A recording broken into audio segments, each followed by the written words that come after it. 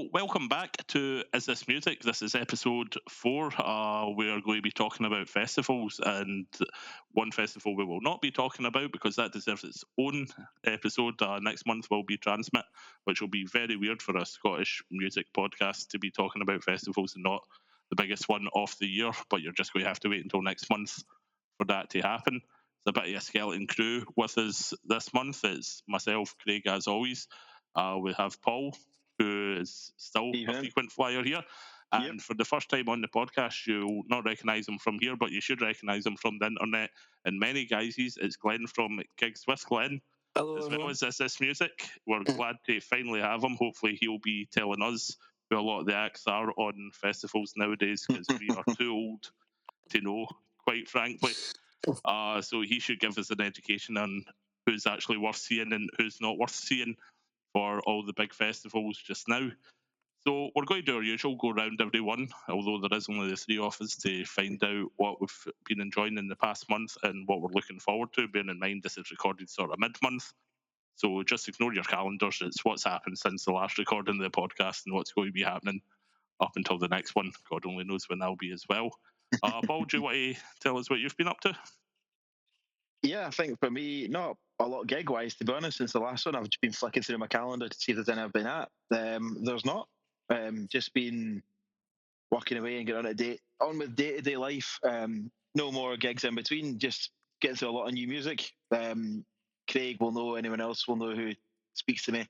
Enter Shikari Surprise dropped a new album last Thursday night, stroke Friday morning. Favorite band of all time, and that has been in my ears at least 3 times a day minimum at the minute. So it's kind of starting to take over my life, which is not a bad thing because it's a phenomenal album. I did think it was totally bizarre that they would just drop it out of the blue. No press, no publicity, no build up, no hype. They've just decided, oh, by the way, here's a new album. And it's a little bit biased yourself talking about it, I think, Paul, because it could be the famous words, a fart on a snare drum, and you'd still love it. But it has been, I've seen, received really, really well. And they've done a couple really small gigs as well, I think, or at least one. Yeah, so they did. Yeah, they did Satan's Hollow in Manchester, which was the night that they actually announced the album, because they were doing that as like I think it was the 20th anniversary of the first time that they played Satan's, and they're playing it again. Yeah. And they're doing a show. There's one at Kingston and one in Liverpool that they're doing as part of the album launch. And I actually seen today, on the day of the Liverpool show, there's also like a local kind of charity coffee shop where the full band are going to be working as baristas before the show. Nice. So they're doing that as like almost like to help them kind of fundraise in the charity coffee shop. They're doing. They'll be baristas, and the sort of the deal is if you go in and buy a coffee, they'll sign anything that you want, which sounds quite a good deal, to be honest. That's class. That's fantastic. Although you would be a wee bit disappointed if you were a coffee fan as well as an Enter Shikari fan and they weren't that great at it. Barista experience, like I'm not a connoisseur, but I do like a good coffee, and I'd still expect that at barista prices, I think. Yeah. So I think that's the new Shikari album's been on the go. If you take us for gigs, we are going to see coming up. We're going to see Youngblood on Monday. Nice. It was my wedding anniversary yesterday, and I surprised my wife with tickets. She loves them. I've never been a massive fan, but must admit I downloaded the set list from the first night of the tour. It's actually not bad. Yeah. He's got some good tunes in there, so I'm quite looking forward to it. Yeah. So got that on Monday, and I got tickets as well for the Bring Me the Horizon Outbreak in Manchester, which I'm sure we'll discuss at some point. But me and my pal are going down there for the second night of that. So they announced the Friday initially, and we couldn't make that. Then they announced the Saturday, and I went, I am all over that. Because it's Count Your Blessings in Full, which takes me back to just a little boy who likes people screaming in his face. Now I'm just a big boy who likes people screaming in his face. So it's going to be phenomenal. But no, so Youngblood I think will be a good one. Sort of in the sort of distant future. Well, 2 days away. 2 years away. Yeah. Absolutely. We'll be getting reviewed for Is This Music when Jenna will be there. Brilliant. So looking forward to seeing what she thinks of it as well. Glenn, you've been up to quite a few gigs in the past month. You I think, are one of them as prolific as Betty Mayonnaise in terms of gigs that you go to. So, absolutely. So, tell us your highlights from the past month, man. Well, naming them all, I've seen Gorillaz at the Hydro. That was good fun. I went to Bathgate, travelled like over an hour to see the Snuts in their hometown in a wee tiny venue, like a literal theatre. It was a 400 cap. It was cool. Nice to see him in a venue that small. When I first saw him in the Hydro, sold out. So like, that was quite mad. And then I did House Guest Festival. It's like the festival for like upcoming bands from like mainly Glasgow with some scattered across the UK as well. Did That that. looked wild. House That was guest. I've brilliant. seen photos. Our Dale was Yeah, there Dale. taking photos. I've seen his photos, and it just looked like a wild night. It was. It was a wild 10-hour day for me. I finished myself at just after 1 o'clock. San Jose were on downstairs last set of the night in 1990, and my ride arrived outside just after 1. They were on till half 1, so I caught a bit of them. They were good, but it was a long day. But my favourite set of the day from there was going straight from Heavy Skint, who were brilliant, upstairs to Fog Bandits, and the upstairs nice and sleazy. That was brilliant. Yeah, Yeah, it looked great on camera as well. Dale shots were brilliant. yeah, And then I got crowd surf for the first time at Gallus and McHugh's. Uh, Nice. excellent. yeah, interesting experience. It just kind of happened. I didn't say like, "Oh, put me up." My legs just got lifted, and off I went. I was not there for ages, man. But Uh, it was good fun. So that was a great show. It was Bad Gravy, Heavy Skint, and Gallus. The three of the bands were on it. Bad Gravy have been causing a lot of like waves in Glasgow, shall we say? They're yeah, heading down to London next month. So watch out for Bad Gravy. I'm looking forward to them getting some releases on Spotify. And then yeah. I went to. Oh, you got something, Craig? Sorry. I was just going to say I saw Gallus transmit a couple years ago, and they blew me away. Hmm. I'm kind of jealous that you got to see them in McCool's because I love that as a venue. It's tight, Yeah, it's narrow, it's long, which just holds the energy so well. And a band like that would sort of transmit all that energy so well in such a yeah, narrow room. yeah. And They for your certainly first time did. crowd surfing as well, it's a belter to do it.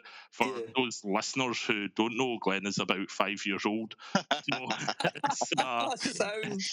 we're very proud of him having his first crowd surfing moment. My, myself and Paul are clearly in our 80s and have been Oh, but crowd it's surfing many times. when you said there, Glenn, when you said a 10-hour day, I don't know if you noticed, but I visibly winced. I went, my God, I don't think I could do that anymore.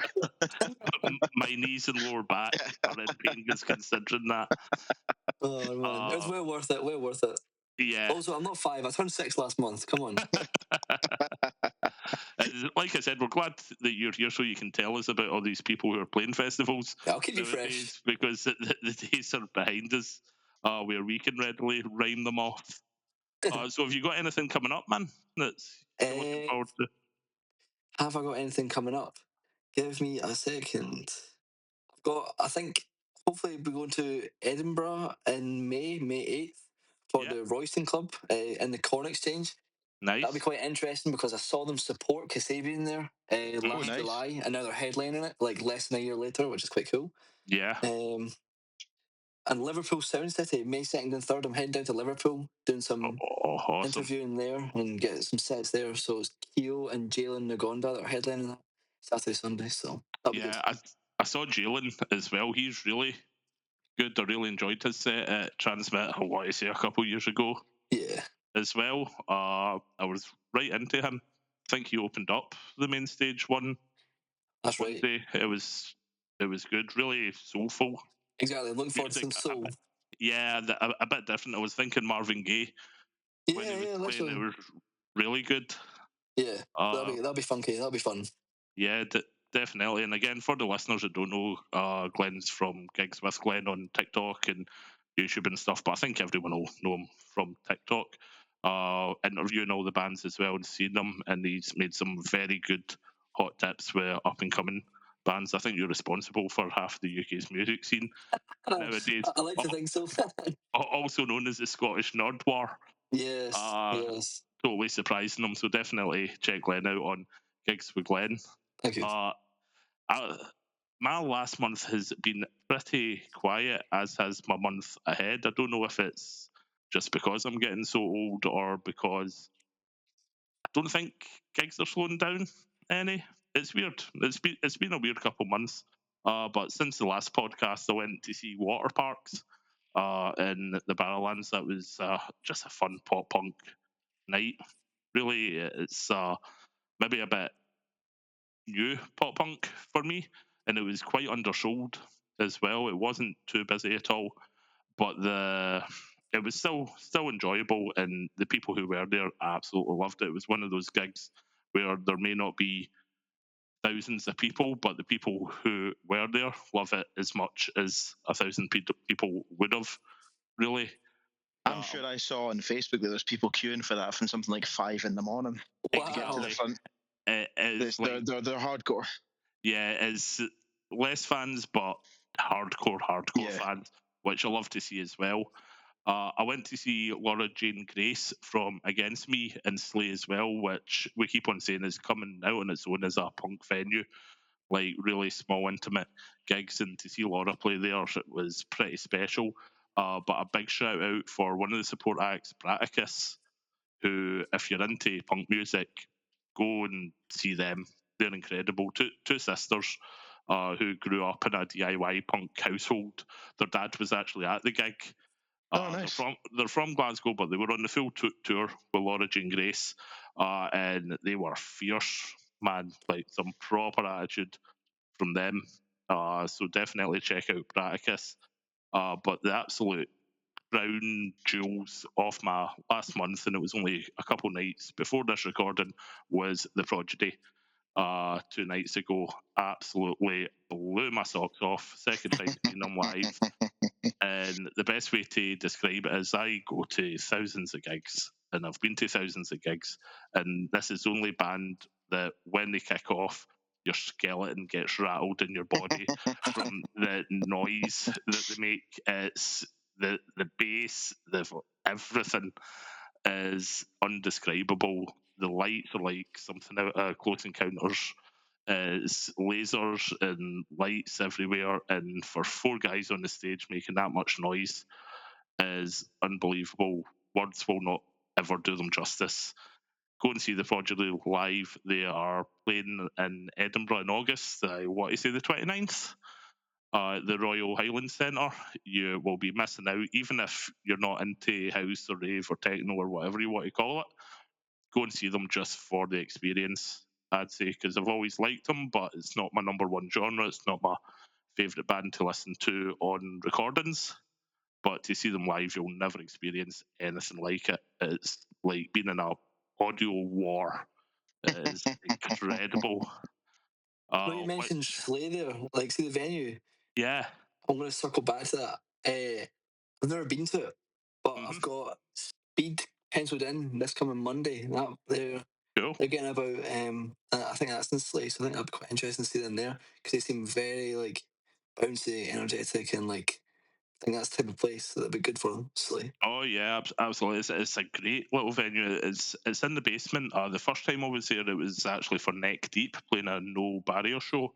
Oh, It was Neck Deep on their own, no support act, just them, the stage, no barrier. So everyone was crowd surfing onto the stage and jumping off the stage. It was a proper old school it's pop mad. punk gig. Yeah, it's like the ones you see in like TikTok and YouTube from the late 90s, early 2000s basement shows type thing. It Yeah, was that yeah. kind of atmosphere, and Slay's perfect for that kind of thing.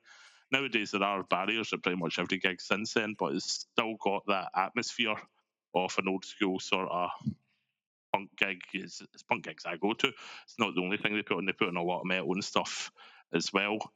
But I've never had a bad experience in Slay, and it's becoming a more and more frequent thing for them putting on gigs. So really happy about that. Run by the same guy who runs audio, as we said in the last podcast about venues and audio as well. It's a great place. I forgot to ask, Glenn, you're hiding a secret from us. When I was at Prodigy, you were at a gig as well. Yeah, yeah, yeah. Tell us about that. You saw the mystery band. I did. I saw the masked. They were called President. Yeah, that was fun. It was in the SWG3 galvanizers. I don't know why, but when it got announced, I thought it was in the warehouse, like the 500 cap one. And I thought it was TV studio, which is Yeah, because it was always galvanizers. I don't think it got upgraded, but exactly. But I swear at the time it was warehouse, and I was like, "That's tiny, 500 people." But yeah. it was Galv, but it was good. Really good production. Like the whole stage design, like and the lighting at it, it was really sick. They had like a massive logo that was lit up, which sometimes I feel like you go to galvanizers and there's sometimes not all that much to see there in terms of Mhm. stage design and like production. But like President really did own that stage with the design, and then the band sounded really great.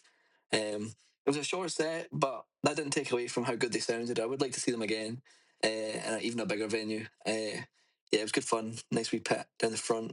Good crowd. I Aye. went on my own, which is interesting because I don't tend to do that much. That's maybe my third time that I've done a gig on my Mhm. own. Um, and it was fine. It's just kind of strange when you go in on your own, but then Mm. once the band comes on, you don't even notice it and Oh, stuff. you'll get used to it. Me and Paul don't have any friends, so we go to gigs alone quite a lot, and you'll grow to love it. You'll grow to prefer it. Even Really, as when people offer us plus ones, we say no thanks. We don't need it. We have no one to offer it to. But yeah, I'm glad. Would you say President live up to the hype live? would I say Then President live up to hype? Yeah, I think so. I think so. definitely.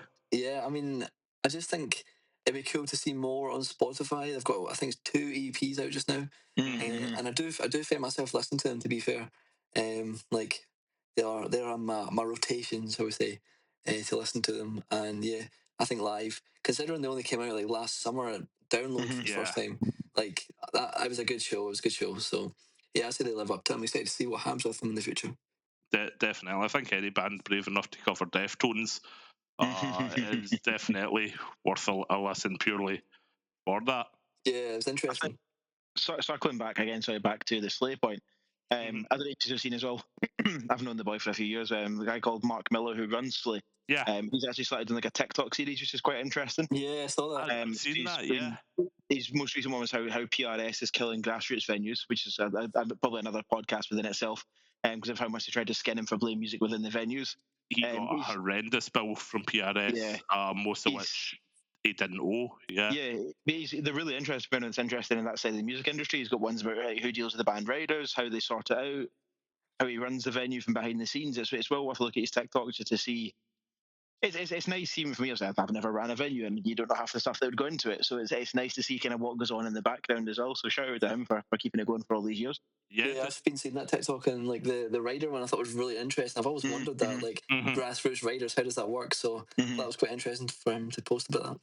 Yeah, it's obviously I came from working in the sort of music industry. I still do, but in the sort of frontline coalface mm-hmm. of it back in the day. And some of the riders you get were, I've seen huge ones, I've seen tiny ones.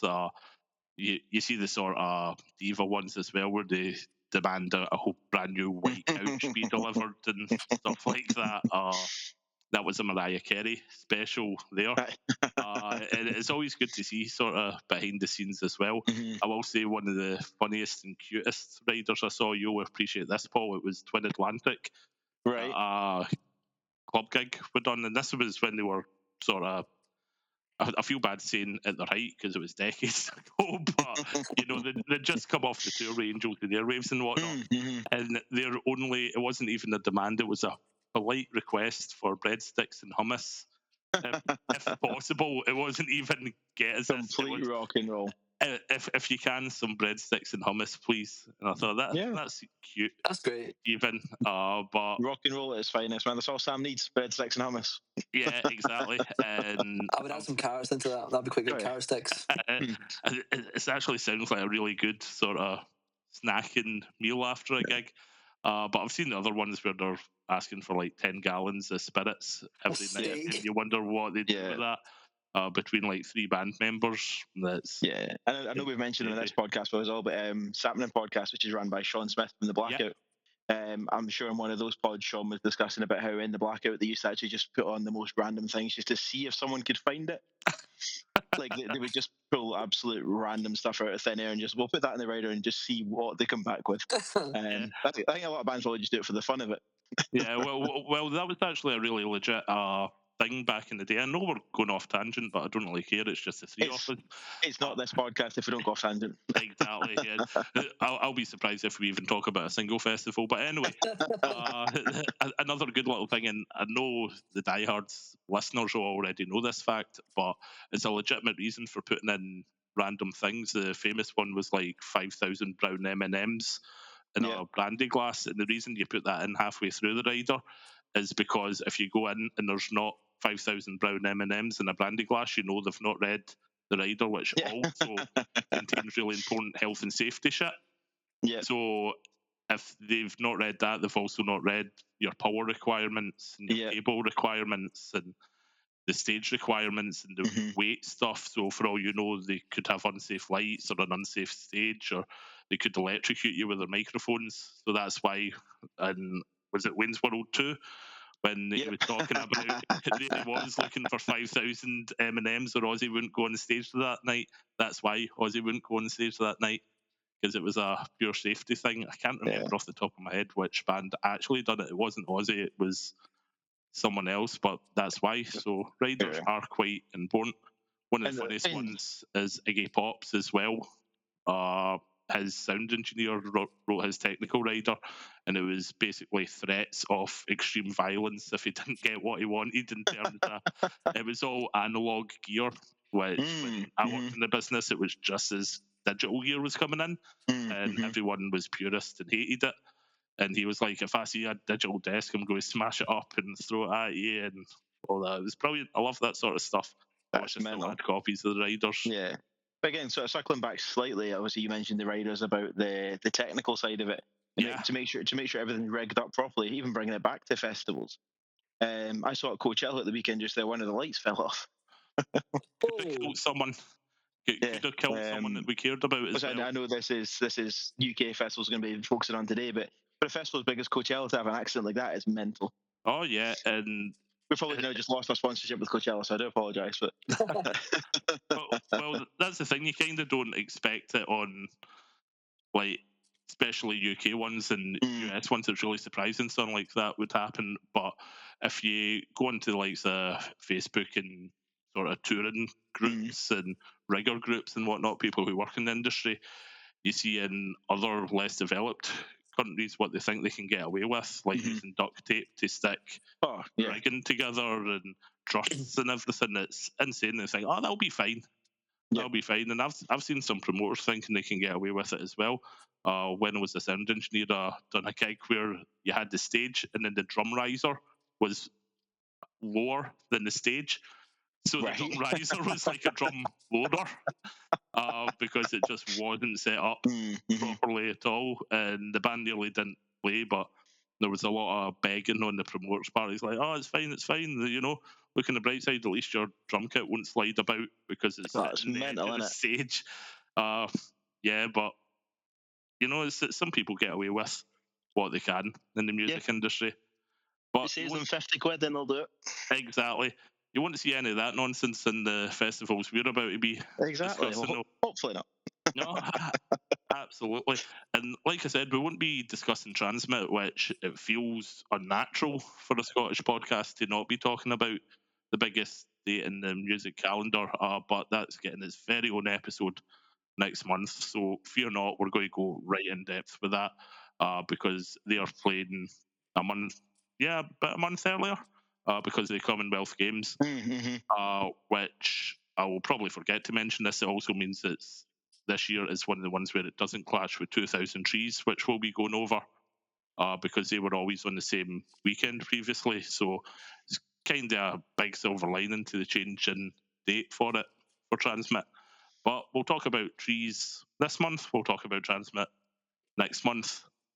So, does anyone have a festival they're particularly looking forward to? I know we've got some sort of shortlisted in terms of we've looked up all the lineups. I know what ones I would particularly be looking forward to, namely Slam Dunk, maybe Download, definitely Trees. Glenn, what are you looking forward to? I think Leeds and Reading's definitely on your radar. Am I right? yeah, it certainly is. Yeah, that's some lineup that they've got for that. Couldn't quite believe that, and even that second wave. So the first wave was mad enough with like the headliners and like a couple of the acts on different stages. That was already getting quite a lot of attention and like traction towards it, as it always does. Like it's a big festival. Then that second wave finally came out after people were like begging for it in their comment sections for weeks, and it happened. And like I think it was definitely worth the wait. Everybody seems chuffed with it. I mean, I'm chuffed with it. I'm hoping to get myself down to the Leeds Festival. Yeah. Honestly, it's just, I think it's banger after banger. I think the clashes of that will be unreal because there's genuinely something for everyone. And as speaking for myself as somebody who listens to like a lot of music, not just from one genre, like I'll go pop, I'll go metal, I really don't care. Yeah. Like I feel like I have a varied taste. I know what I like, but I do have varied taste. There's honestly something for everyone. Like if I'm looking at a lineup here and I'm excluding the headliners, which is crazy because Fontaine's DC are on that and they're like one of my favourite bands Yeah. at the minute. Just looking further down on the lineup, it's nice to see James Marriott on there. He was at Transmit last year and that was a fun set. Good friends of yours. You've It met up with certainly him quite a is. few times. Yeah. Yeah, I've done him twice on the interview, had him on. Hmm. Lovely guy, so it's really nice to see him on that lineup. As well as the K's, who have done them twice as well, and they're good guys. And then Yeah. you get They're making Geese. big waves. They actually are, yeah, they are. It's Hmm. album 2, and they've got a record store day release coming tomorrow Nice. for their second album, so that'll be cool. And then Geese is on there, which is genuinely mental. That's like International Band of the Year at the Brits. They've Um, blown up yeah, like insanely yeah, it's massive. I think mad. they were playing a street corner somewhere, then they were selling out the Barrowlands 5 times I know. in a row, and now the like Yeah. the speed that Geese has blown up is absolutely insane. I know, because if you And asked me this time last year who they were, I probably wouldn't even have heard of them. And now now I'm like listening to their album on rotation and like got them on mhm, vinyl and stuff. It's mad. It's really mad. yeah, They were quick. that So that'll be well, good. looking at the lineup as well, there's bands that I know through you. So like you've got Keo, who Hmm. you speak about sort of relentlessly, and I Yeah, know you've got good taste, so they're definitely worth a check. And these are all bands that are on the smallest font at the bottom that literally, I'm literally. going for. So Bleach 93 as well. I know them Yeah, from yeah, you. yeah. The guest list. Yeah, that's the Uh, ones. this one I'm going to struggle to pronounce. Gruers. Gurriers. Gurriers. Is that how you pronounce it? Gurriers, aye. They're playing as well then. Yeah, they're good. Uh, They're mad. yeah, all bands that I know through your channel, and definitely bigging them up as well. Sort of moving up the poster that I'm reading, that I might actually throw it up on the YouTube version of the podcast so people can read along with us. That would be borderline professional of Great us. idea. Yeah, but we've got the warehouse, which I think is like a dance musicy thing, because Certainly. Spencer is headlining that, from what I can tell, and a lot of people have no idea who they are or what they do. Do any jump out to you, Glenn? Because you're kind of out of the three of us more into, or more likely to know any of the people in the warehouse stage. Yeah, so I'm not overly familiar with sort of like that sort of like scene, but I do know Omar Plus. He's Hmm. on the bottom line of that there, Yeah, and I know Lockie just before him on the third line. Uh, nice. Yeah. I know more about Omar Plus than I do Lockie. Technically, I've really just heard both their names, uh, Hmm. but I have a friend that saw Omar Plus in Glasgow a couple of months ago. I want to say it was in the garage. I think G2. Yeah, I think it was there. I could be so wrong, which is going to be a shambles if I am. But he spoke highly of that. Said it was good fun and a nice set. So yeah, that's good to see. I think he would agree with me when I say this. So speaking for him, that like Omar Plus fits a festival vibe really well, especially for that type of stage. Like it yeah, just would make sense to see like in a tent or outside, like a nice sunny day, maybe a wee beer or something like that. Like it'd be a nice vibe for a festival. yeah. That's what festivals are about as well. Mm-hmm. We'll get back to the rest of the lineup in a minute, but I used to go to Leeds Festival every year, sort of in the early Same, 2000s, and we might have even bumped into each other. quite possibly, Oh, mate. Quite possibly. absolutely inebriated. I do remember one year wandering through the campsites, pretty worse for wear. I bumped into a bunch of people who were stark bollock naked. Was one of them you? Is Quite it possibly. possible? We never got to the bottom as to why they were, but there they were.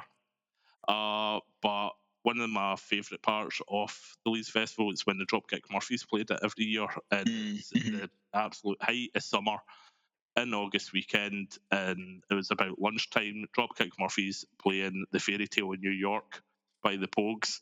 So you've got this Christmas song in the heat of summer when you're in a field, you've already started drinking, you're getting a nice wee buzz about it, and you're singing along to a Pogues song, and it's that oxymoronic type of the Mm-hmm. heat, the Christmas. You love everyone because you're all there for the same reason, and that's what festivals are about.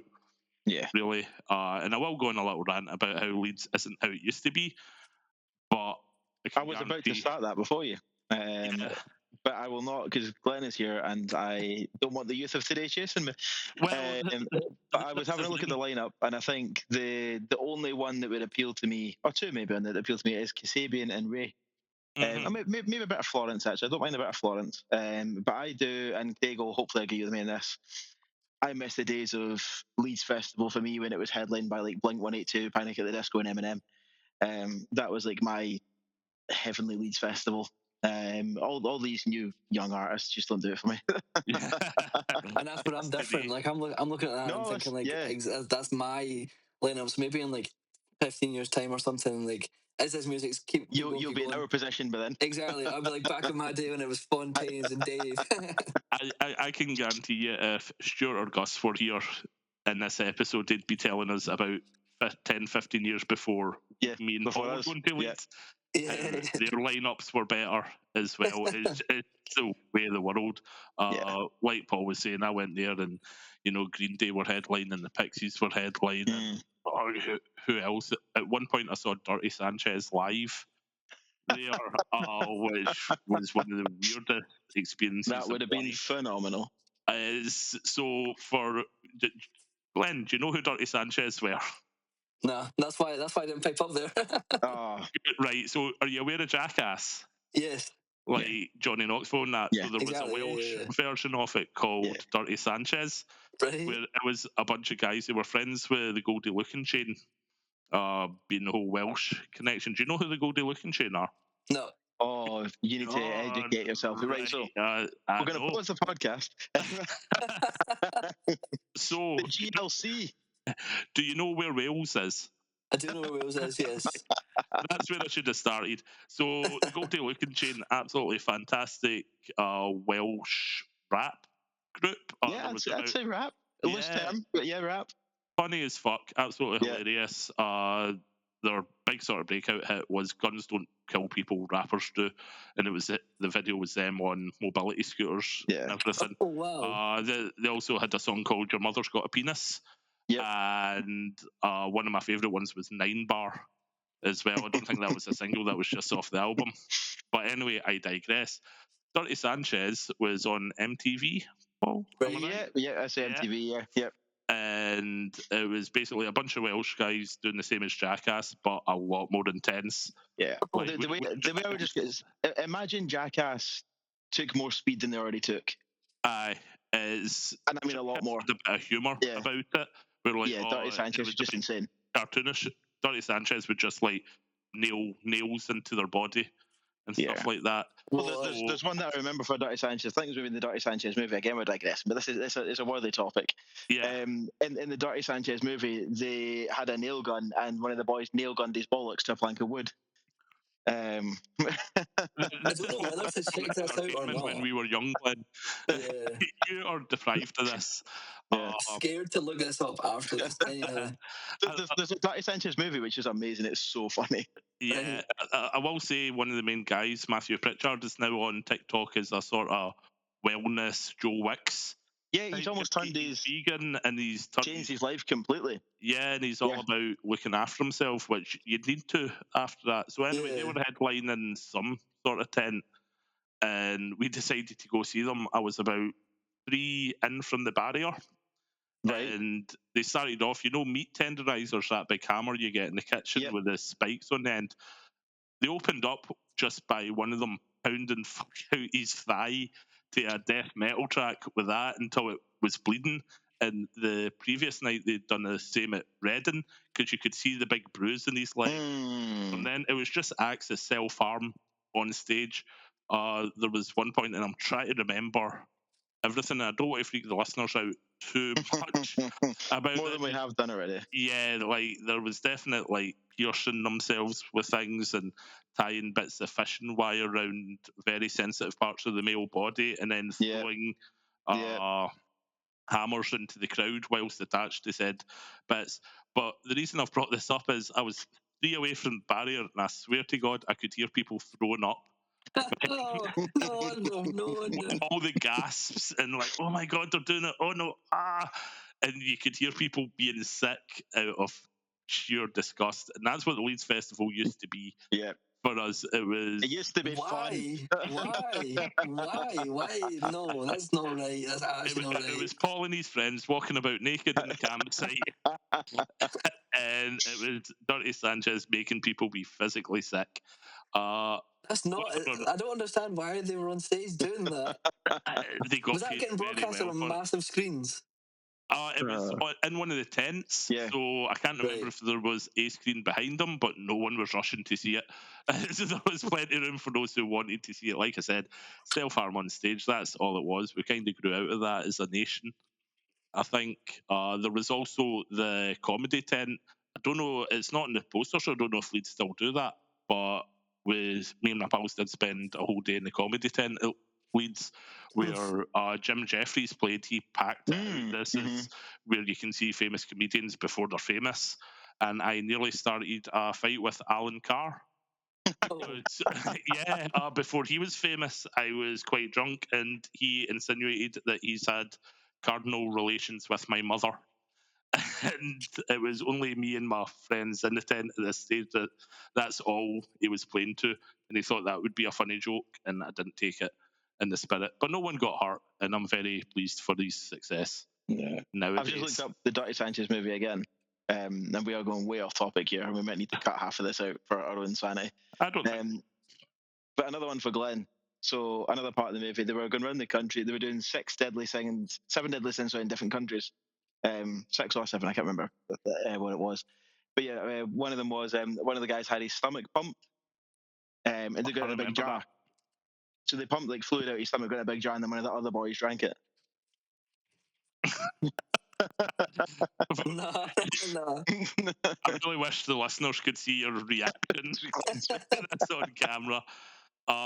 Yeah, well, in the words of Mo from The Simpsons, we have done things that we're not proud of, and the things we are proud of are disgusting. Yep.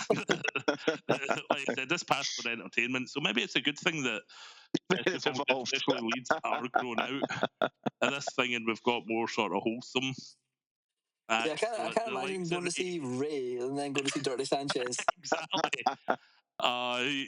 Just for the sort of wider picture, we left the main stage headliners to go see Dirty Sanchez, and that was The Darkness.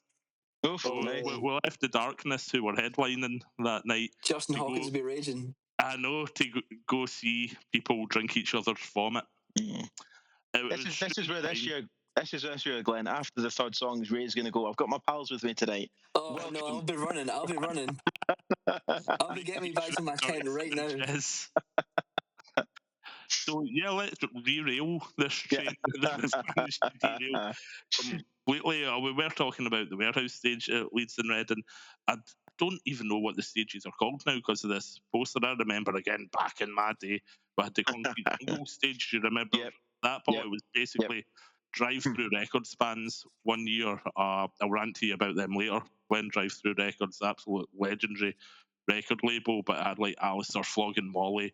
I'm sure Goldfinger were there at one point as well, like just hit after hit after hit after hit. I can't even remember all the good bands that were right into the same niche that myself and Paul listened to, basically whiny pop punk Yep. nonsense that no one cares about. Yeah. But yeah, it was very much attuned to Yeah. what we were into. I think for me, the stage that always mainly appealed to me at Leeds, which you'll probably remember, Craig, was the Lockup. Yes. Which was the sort of rock metal pop punk stage. I mean, I'm looking back at the previous lineup. I had like Less Than Jake, Gallows, Alkaline Trio. This is when this was like the small stage. Mm-hmm. And these bands were just sort of still not massive, but I mean, like sort of MXPX, Flogging Molly, Set Your Goals, Goldfinger. This is all just 2008 when I was there. Yeah. But the Lockup was a phenomenal stage because you knew if whatever was on the main stage didn't suit you and you liked rock and metal, you could go to the Lockup and you would find something that you enjoyed. There would be just a nice band to jump about to or who's going to scream at you and you'd go, this is good. It was. Exactly. Although it looks like actually I'm on 2010 now and there isn't a Lockup stage there, so they maybe got rid of it then. Just a shame. I think it was. I think that was about the time I kind of tapered off Yeah. the Leeds Festival and stopped going. It would have been sort of 2005-ish. I was that sort of few years before, few years after. I went every year, but I'm pretty sure Glenn's generation would be saying the exact same things about this sort of second stage where we've got the likes of Arthur Hill, Declan McKenna, Geese, as we've already said, Holly Humberston, Jade, James Marriott. Although I don't own any of the albums made by these people, I recognise every last one of them. Yeah, Josh exactly. Baker, Kingfisher, Kneecap, who definitely, that's quite low on the bill, I'd say, for Kneecap, even on like a second stage. Sky Newman, Paris Paloma, Maisie Peters, like all on one stage. That I can absolutely understand how for people Glenn's age, being in their early 20s, would fight to get to that. Yeah. Just like yourself and I, Paul, would have done how many years ago? For like our music at the festival. So as much as we can complain that Rage Against the Machine aren't headlining, and I always will. Yeah. Although I wouldn't, they could keep Jade there, and I'd like a day of like Rage Against the Machine Jade with like a halfway through Jade's performance, you get a reunited Little Mix, and then Zach De La Rocha joins for Shout Out to My Ex, and it's just game over. It could happen. Although I do think they learned their lesson by having 50 Cent play just before Green Day at one of the years I was there, and he got cups of piss thrown at him and couldn't finish his set. Definitely a lesson in knowing your audience, I think, and scheduling certain genres appropriately. There was, and this is a festival that was very short-lived, live at Loch Lomond. Moving on to Scottish festivals for a second, the year I was there, it's when Sex Pistols headlined, and it was the original Sex Pistols with Glenn Matlock, Johnny Rotten, and the band that was on before them was Ocean Colour Scene. Yep, I was there. So you had I was the mods down the front waiting for Pistols. Yep. I have never seen a man get such a kicking as the man who got escorted out of the audience, blood coming out of every hole in his head, because you had all the mods and all the punks thinking they had something to prove, and the two sort of clashed because you had Ocean Colour Scene and then the Sex Pistols, and that's one of the things that I think people have to think about when they're scheduling bands. It obviously wasn't as big a problem with Fiddy and Green Day because it was taken a wee bit, not with humour because you're throwing piss at a person and that's never acceptable, but at least they weren't kicking fuck out at other fans for it, where that just turned violent at the Pistols gig. It sounds so different from like you're like the back times in you were our there. day, man. Yeah, back in your day. Back in our day. People didn't fuck about. Clearly. When was it? A few months ago, I sent Glenn a video of one of my bands playing back in the day where the venue was literally a leisure centre that we'd, what's the word, commandeered, set a PA up and there was no security, no anything, and people would just go and fight in the middle of the floor and call it a mosh pit. It was not a mosh pit. It was just like battering lumps at each other. Yeah, people getting thrown over the monitors onto the stage area. There wasn't a stage. It was just where the monitors were. That's where the band were and where the audience were. It was all on one level. But that's what the music scene used to be. That's how you had to do it in the DIY scene, which if Adam was here, he would tell you it's still going on in small pockets. And hopefully there'll be more sort of DIY festivals coming up, which, I'm sure, was it House Guest? I'm saying that right, aren't I? Yeah. That's kind of one of the ones that's cropping up from, maybe not entirely that scene, but definitely one of the comparable ones for getting out of that. So it does still exist, probably with less bloodshed, which again is a good thing. So before moving on from Leeds, I want to touch on, like, see, you mentioned earlier a wee bit like the bottom sort of area of the lineup, but obviously sort of my sort of like thing slash niche is like predicting and like watching the trends of like the upcoming bands and who I think is gonna be big. So if I was to pick out like three people just from that bottom stage, I would say, like, let's hope this podcast episode ages really well to see who's going to be absolutely massive. Like, there's somebody on there that's got no music out. They're called Garage Flower. You might have heard of them. They chucked a guitar in the crowd and it hit somebody. Oh, I have seen them on TikTok. I've not heard of that. No. What are they doing on the Leeds and Reading lineup? Well, this whole thing I think is fake. Tiny bar. Yeah, but I think the whole thing was like fake and staged. But like their music's surprisingly really really good. Like I say surprisingly because I was like, why did he chuck a guitar?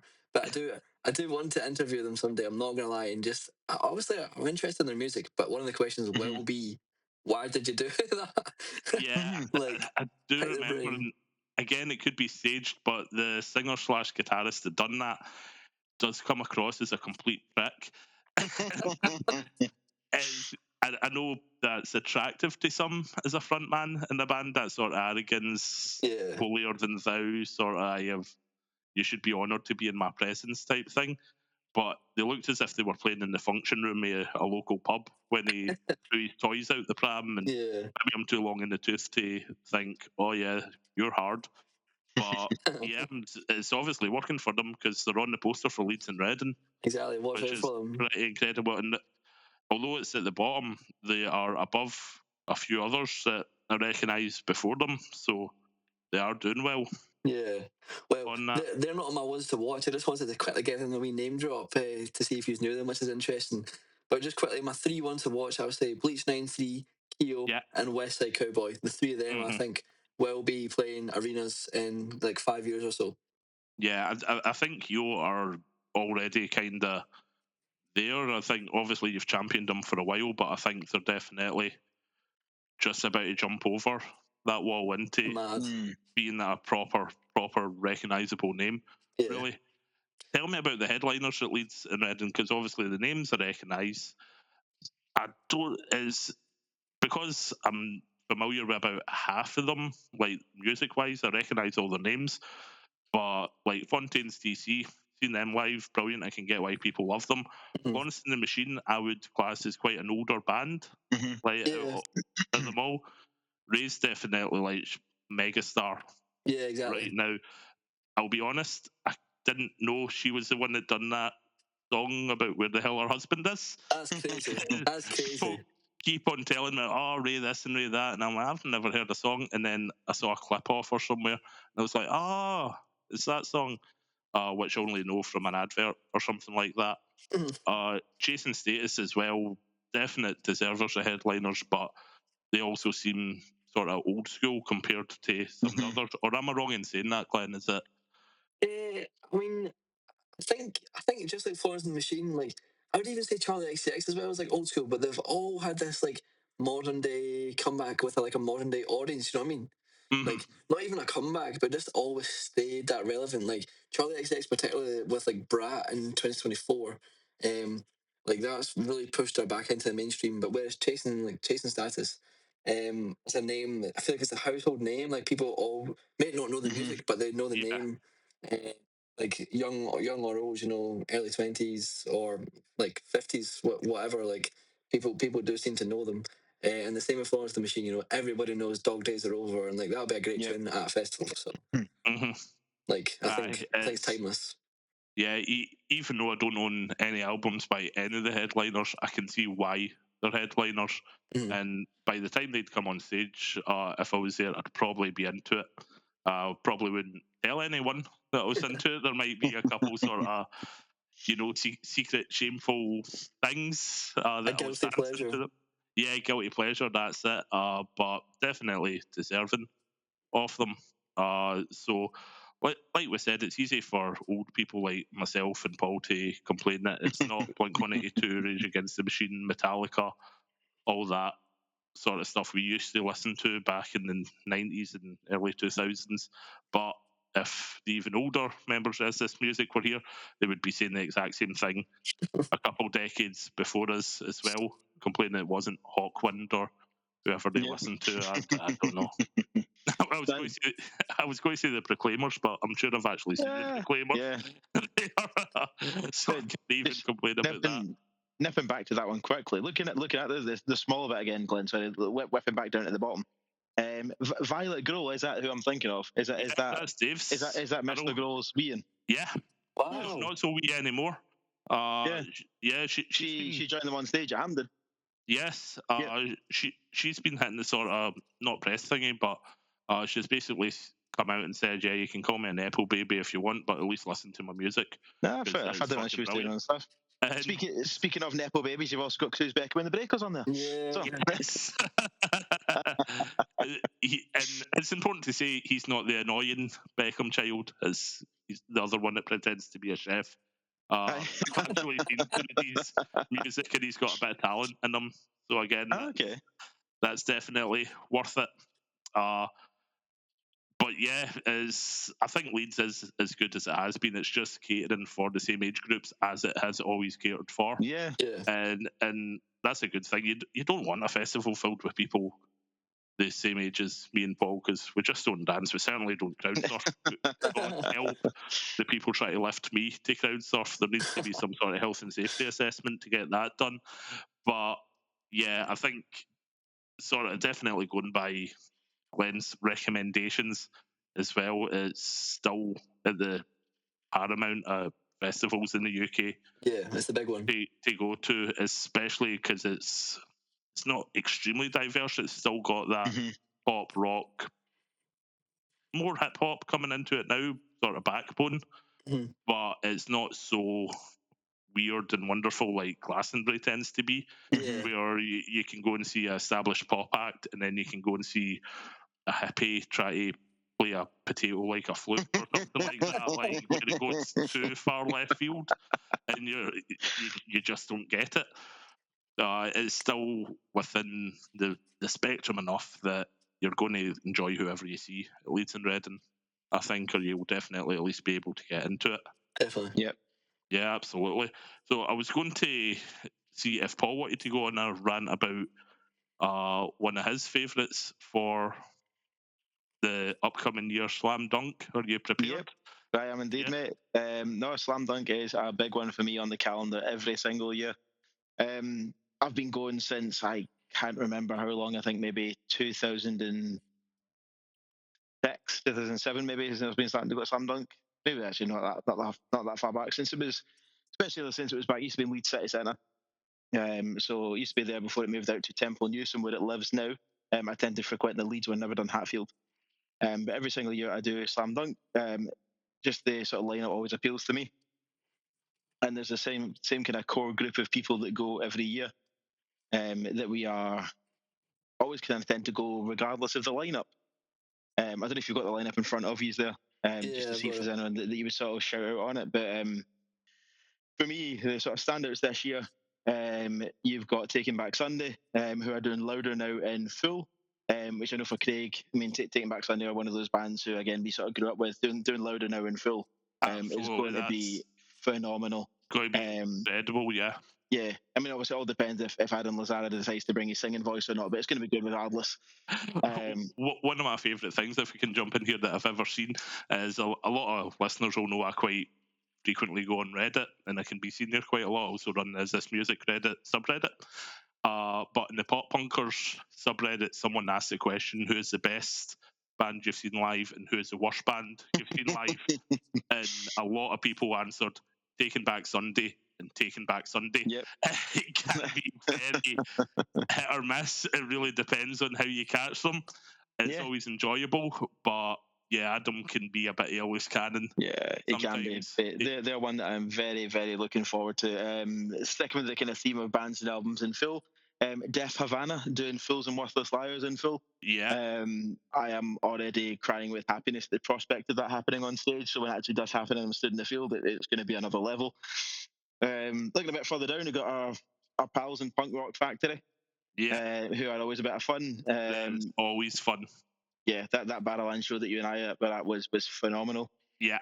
So it'll be nice to see them again. Set Your Goals again. Set Your Goals, another one who are great. You've got President on there, Glenn. President there as well. Yep. We've already got the big thumbs up from Glenn. Yep. The men singers, Vakovi, Unpeople, Trash Boat. Obviously, Headliner's Good Charlotte. We've not spoken about so far. There's also Good Charlotte there as well. Boston Manor. Yes, Boston Manor. I was going to say them. Yep. Who also, I must admit, Boston Manor are one for me. I saw them in the Barrowlands recently. So who were they supporting? That's what I was trying to remember, Craig. It's been out my mind completely. Was it Neck Deep? Yes, it was Neck Deep. Yes. Wow, jealous. That's a lineup and a half. Before that gig, I had never listened to Boston Manor.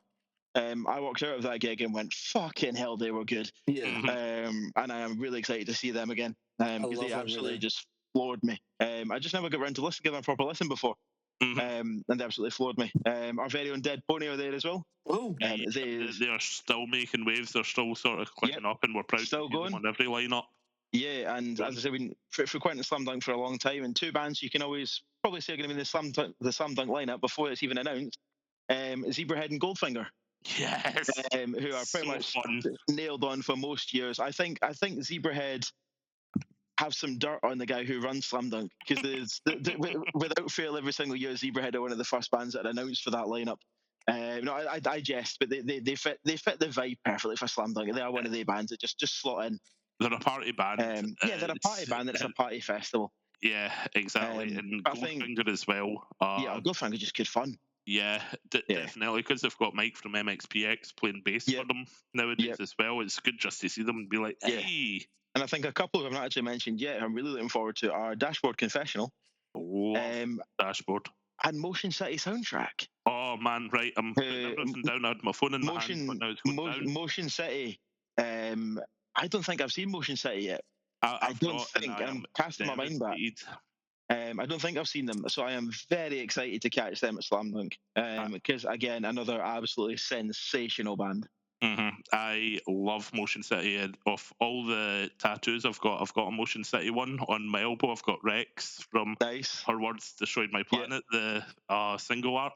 I have a big connection with Motion City soundtrack in a big way, and I'm gutted they're not coming up to Scotland while they're in the Yeah. country. You'll just need to come to Slam Dunk. When is it? It's May. It is in May, yeah, 23rd Oh, and 24th, I think. Yeah, So that's the one. I'll have a look. I might have to walk because my car's fucked. I told you that story earlier on. 24th of May. There is a bunch of us going from Glasgow, and I'm sure you could pile in with us. It's just Motion City. I love Yeah, them. it is a solid lineup, and as I was saying before, like Slam Dunk's one of those for me. Me and my same group of pals tend to book it every year before there's even a lineup announced because we've gone that many years in a row now. It's almost just like our thing. Yeah. We almost don't care who's playing. We go to have a nice time, have a few drinks, meet up, and it's some pals who you maybe don't even see much throughout the rest of the year because obviously because of families and your own life and stuff getting in the way of work and that as well. So we always know that we're going to reconvene at Slam Dunk. Exactly, and the fact it's in one day as well. It's not spread over a weekend, Yeah, so that's mad. it's like the most concentrated shot of music, and it works. And what I love about it is there's maybe 4 or 5 stages now. You will never have an empty gap. There'll always be like if you don't have a band that you want to see, I tend to just look at the lineup and go right there on just now. And just go check somebody out. There's always somebody on that you can go and see. I know sometimes at the bigger festivals who've only maybe got like 2 or 3 stages, you might hit rotations all at the same time. And there's sort of you're just sort of ambling away to get food or something. At Slam Dunk, there's always something to go and see, something to do. And it's one of those festivals. Always been very close to my heart. State champs as well. Obviously, the lineup notes state champs there as well. Yeah, there is in Hawthorne Heights. There's. I mean, I could sit and gush over this lineup all night. There is some phenomenal bands on there that I'm just. It's my as Craig knows from chats in the past. I love pop punk. It's just my idea of heaven for a day. Just a nice pop punk festival where just everyone can smile and bounce all day. It's the nostalgia as well, like bands like Dashboard, Confessional. Like Glenn, I'm sure you've got songs that sort of signify your grown up type thing, or you certainly will once you hit your teenage years and puberty, like when all these things will really take notice. Back to Dashboard Confessional and how they absolutely just signify a part of your life, where is those teenage years discovering girls or boys or whatever you're into and just wanting to play things that capture those emotions. That's Dashboard. Learning the songs on guitar to impress these people. And claiming you wrote the songs. Yep. That's class. Responsible for a lot of kissing behind the bike sheds, shall we say. But going back, you mentioned the Men Singers as well, completely underrated. Phenomenal band. They're so low, but they're completely outstanding. Me and my good lady were actually going through the stage splits, sort of a little bit of role play, seeing who would go and when we would go. She's a massive fan of Comeback Kid. And she was like, I don't care if I've got to leave you to go and see them. Another one, Bayside, are quite high up in the list, Yep. as they should be. For those who don't know, because I talk about it constantly to everyone, we're getting married later on in the year, and our first dance will be a Bayside song. I'll not Brilliant. ruin it for everyone, but it will be one of their songs that will be our first dance. That's how important they are to us, and it's that kind of emotional connection. And everyone Mhm. on the Slam Dunk uh, stage will have that emotional connection to the audience that goes there, if that makes sense. Yeah. Yep. Like, it's a bit of nostalgia as well as sort of new music that's coming out, with the likes of Knocked Loose and whatnot. Yep. But it's definitely bands that hit us all at the right stage of our lives, where it means so much more than just music to drink and dance to. Yeah. It's like, this is our song, and every song is some couple's song, and that's why it's so important, I think. Yeah. Slam Dunk It for is. people our age. Yep, there is just so many that are just solid. I mean, again, jump back. There's Origami Angel, I mentioned before. Again, an American band who are phenomenal. Saw them supporting Frank Carter and the Rattlesnakes at the Yeah. Barras. I think it was that gig anyway. I've seen them, and I can't remember who they were It supporting. It was might have been possibly that that. gig or possibly a different one. I tend to forget who supported who sometimes. Yeah. But they are a phenomenal band. So we're looking forward to seeing them. There is the only thing about though a festival this stacked is you do then end up with sometimes clashes, and you're sort of going, right, I'll watch 20 minutes of you, then go see 20 minutes of you, then I'll go back Yeah. and see 5 minutes of Mhm. you, and yeah, it's almost trying to decide who you're sacrificing for somebody else. Yeah. Um, Another one that kind of slips away in the Slam Dunk lineup, just to sort of finish it off, is A, who are yeah, a blast from phenomenal the band. past, but also releasing a new album Yeah, this year as well. A are back.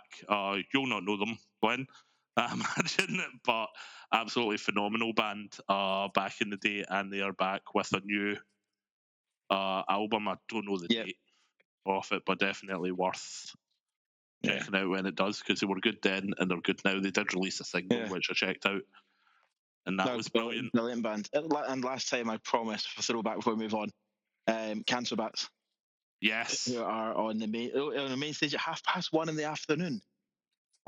Be interesting seeing Cancer Bats. So a wee 35-minute set then. But again, another phenomenal band who lower down than I'd expect them to be, but we'll still Hmm. put on a brilliant set. Yeah. I'll pipe up here. It's not my scene as much as it is yours, both of you guys. Like, I did say I listen to everything, and I do. There's bands on here that I do know well and Mhm. listen to all the time, but not as many as you guys know.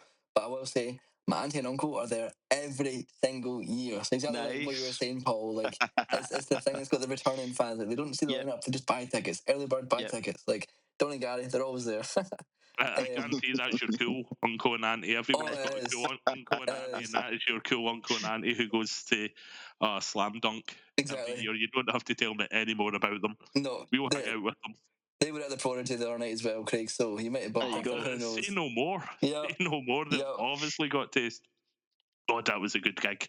But on the lineup, I'm familiar with Knocked Loose through that new song, Hive Mind with Denzel Curry. Yeah. Yep. That was sick. Really like Boston Manor right now. I've got them a lot on my playlist. Dead Pony, obviously the Scottish roots, the same with Hmm. McColby. Big fans of both of them. Particularly Yeah. Dead Pony with that new stuff, that new music video, Freak Like Me, that was really good. And President, obviously I mentioned them earlier, so I won't say any Yep. more on that. Hmm. And Static Dress, actually I've heard a lot about them, so don't know Yeah, too much, but definitely. I've Yeah. heard a lot about them. Yeah. Yeah. Sort of jumping back to Dead Pony as well, they're really leaning into bringing back new metal, Yeah, Mhm. which it could, I think it's definitely paying off Yep. for them, especially with Anna singing as well. yeah, it's Yep. cool. It's definitely, even they were unique from the first time I saw them Mhm. years ago, but they're really coming out and keeping that unique sound, which is brilliant. They should be up higher, though. Yeah, They need to we'll keep get on there. climbing. Oh, absolutely. I think the sort of most adjacent festival to jump across from Slam Dunk is 2000 Trees, that we're going to be lucky Yep. enough that if you're going to Transmit, you don't have to choose between Transmit and Trees this Yep. year. It's What a such a lineup. beautiful surrounding for a festival. Trees, you're in the middle of a forest. Like, it doesn't matter what music's playing. It's just coincidental that the lineup is absolutely Yep. stupendous. This year we've got Alkaline Trio, Pup, Neck Deep is headlining one on Sunday. headlining above Glassjaw, which is pretty incredible. Yep. Marmozets as well. Where have they been? That's a kind of blast from the past. So I actually see Marmozets have recently came back. Yeah, it's happening a lot nowadays, but I'm not upset phenomenal about band. Yeah, so they've recently popped back on the scene. I think they've actually dropped a new album or about to new single. Sorry, new album's out 22nd of May, but they've had a new single out which was quite good. A band who, I used to love them. I actually saw them support. They supported Muse when the Muse did their Tiny Barrowland show. Yeah. I say tiny for Muse. When Muse did the Barry show, I remember seeing Marmozette supporting them. Great band and good to see them kind of back on the circuit again as well. Yeah, just to go off on a tangent, did you see Muse's Brixton Academy? I did, and I'm very jealous. Looks incredible. And I'm waiting for the inevitable stadium tour to get announced, which I can then try and get as many tickets for. It'll be brilliant, but it won't be an academy gig. But oh no, it will be when they're playing like Unintended and Newborn. It looked phenomenal. You're talking at least your Hamdens and Bella Houstons and Edinburgh showgrounds when they come back. It's still good, but I'm jealous of everyone that was at that gig. But back to 2003, so you've got Funeral for a Friend, who I caught the other year we're sort of coming back. They've obviously got a new singer now, but still a blast from the past, nostalgic to see. I think that's that's the exact word, nostalgic. As you say, it's Lucas Woodland from Holding Absence who now fronts them. Which that boy is living his dream. He grew up as a massive Funeral for a Friend fan, and he now gets to front his favourite band. Exactly. But I've seen them both with, was it Matt, the old singer? I think. I've seen them both with Matt and with Lucas. Both good in their own right. But I must admit, Lucas is he really holds his own with the band, and it's the energy, the joy that he puts into that is something else. Yeah, it's definitely one of the rare examples of a band changing their singer and still being just as good. It absolutely works. Sunny Day Real Estate for all the major emo fans amongst us, guilty as charged. They're just before Funeral for a Friend, and then you've got this brilliant mix of rock and punk and the Lambrini Girls, Mallory Knox, Cancer Bats, Free Throw. The Skints, Anthony Green looks like he's doing a solo thing there as well. Call Me a Moore, who we love here as well. Braticus, who I was just bigging up, who supported Laura Jane Grace. I'm getting so excited I can barely talk. Beauty School, who I've seen and absolutely love as well. This is all just one day. I'm reading out Grey Wind. Yeah, it's just a Friday, isn't it? Supported water parks earlier on. Yeah, that's just a Friday. Well, let's start at the start. In fact, you've got as so many bands are doing now, it starts on a Wednesday, or so many festivals do, where Pop, Sprints, the Dirty Nil, who I've seen live and are brilliant. Phenomenal bands. Definitely check them out. Lake Malice, Hyphen, Karen Dio, Black and Gold. I could barely read their logo. Black Gold, yep. It's a good job. It's not a death metal festival. The New Age Limp Bizkit. Yeah, they're really good. Soapbox, really good band. From Glasgow on the first night. Soapbox. That's definitely class. Worth seeing. Yeah, and that's just on the sort of opening night, because festivals are doing these little before we actually get into it, and then when we get into it, your Alkaline Trio, Superhaven, Pup, Bad Nerves, The Bronx. The Bronx are a brilliant hardcore band. They opened for, I want to say, Sum 41. I'm sure. Yeah, I think so. They opened for someone. Cowboy Hunters, another great Scottish punk act that I've seen on TikTok. They're outstandingly good. Again, Bleach 9-3, who are playing Leeds and Reading, that we've just been over as well. Sick.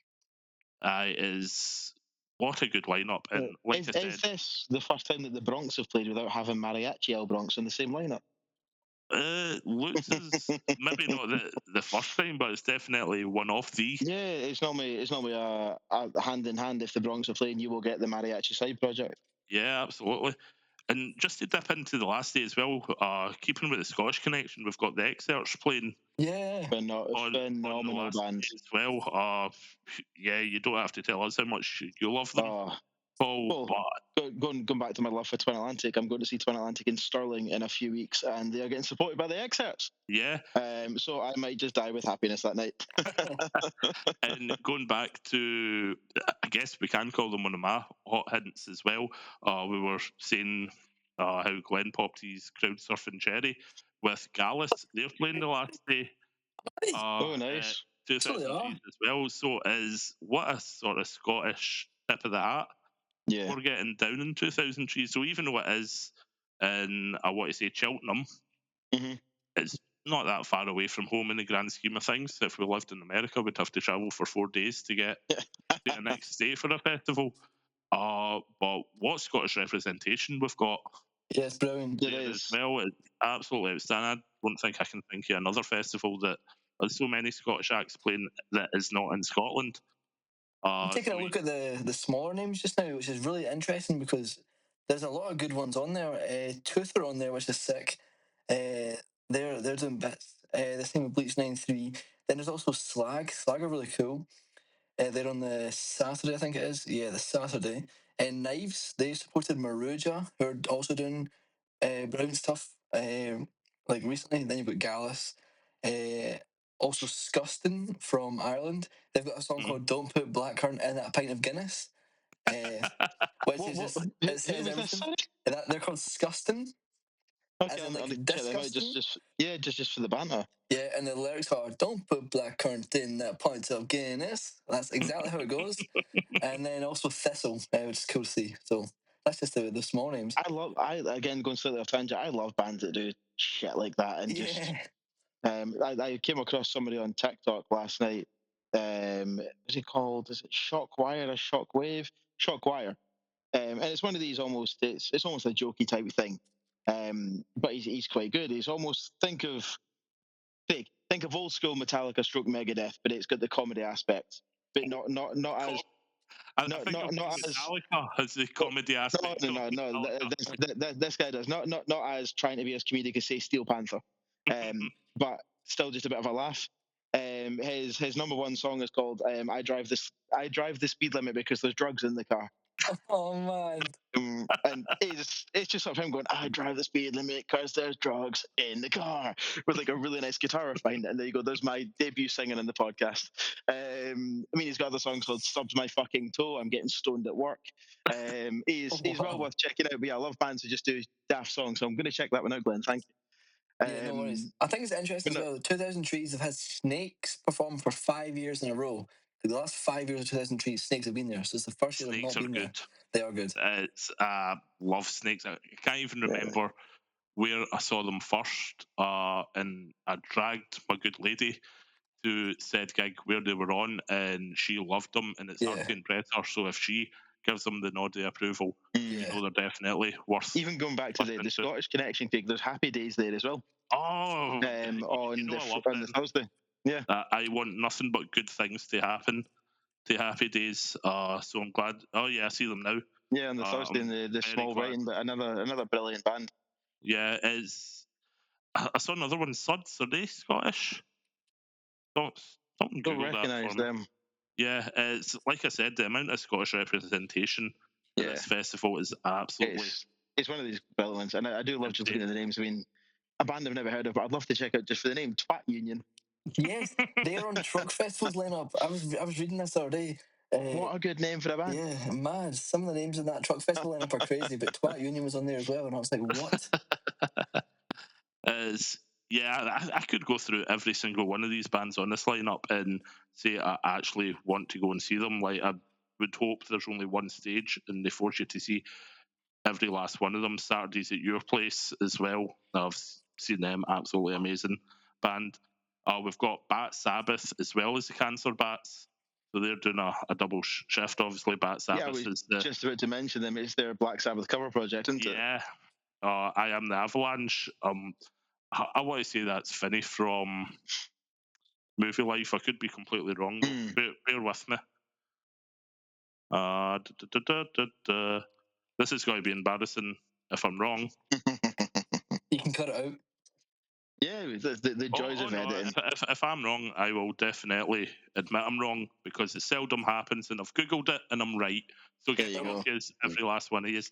Uh, I'm sure the reason I know that is because years and years and years ago, when it was socially acceptable to go and see brand new play live, I Am the Avalanche opened for them once, and I was stood there thinking that guy sounds exactly like the movie Life. And And then realize. I was like, oh wait, it is Vinny from the movie Life. And back in the day, I was a huge movie Life fan and also a huge I Am the Avalanche fan, apparently as well. Yeah. But yeah, you'd be daft to miss 2000 Trees if not only if you're into the genre as well, but you can go there from Scotland and not feel guilt Yeah. for betraying your. Yeah, exactly. And I've also actually just found a more up to date post than I was looking at. So I retract my previous comment about Mariachi El Bronx not being there because they are. They're So on the they same day are. as the Bronx. Didn't have an up to date poster. But what's interesting for me is on the Thursday, if anyone has the poster with them, the up to date one off the website, which I now have. I've just got that you've Next sent it. to next to the Skinner brothers on the Thursday, there's still just a blank band Yes, Yeah, there there is. of a was. blurred out band. So I wonder who's going to get slotted in there. Yeah, that's interesting. On the sort of subject of the Skinner brothers, I'm surprised they're getting any gigs because I first knew of them on TikTok because they used to make these stupid 5 things you didn't know about the Libertines, and we Okay. would just make up shite about Pete What? Doherty, but it would be their track in the Oh, right, background, okay. and Right. it'd be like you're listening to the Skinner brothers and like 5 things you didn't know about Okay. Oasis, and just be this bullshit, but it'd be So their just song name in the dropping. background. Yeah. And they wear masks and stuff, and the music wasn't bad. But I think if you want me to listen to your music, just don't lie to me about bands I don't care Yeah. about. Like I I think kind of got a chip on my shoulder about that kind yeah. of thing. I think another one we haven't mentioned is the return of Arcane Roots. Yeah, You've got Arcane Roots on the Friday, and they're also doing an acoustic set on the Saturday. yeah. See, because you've thrown this new poster into the mix, Paul. There's a lot more You've there. there is.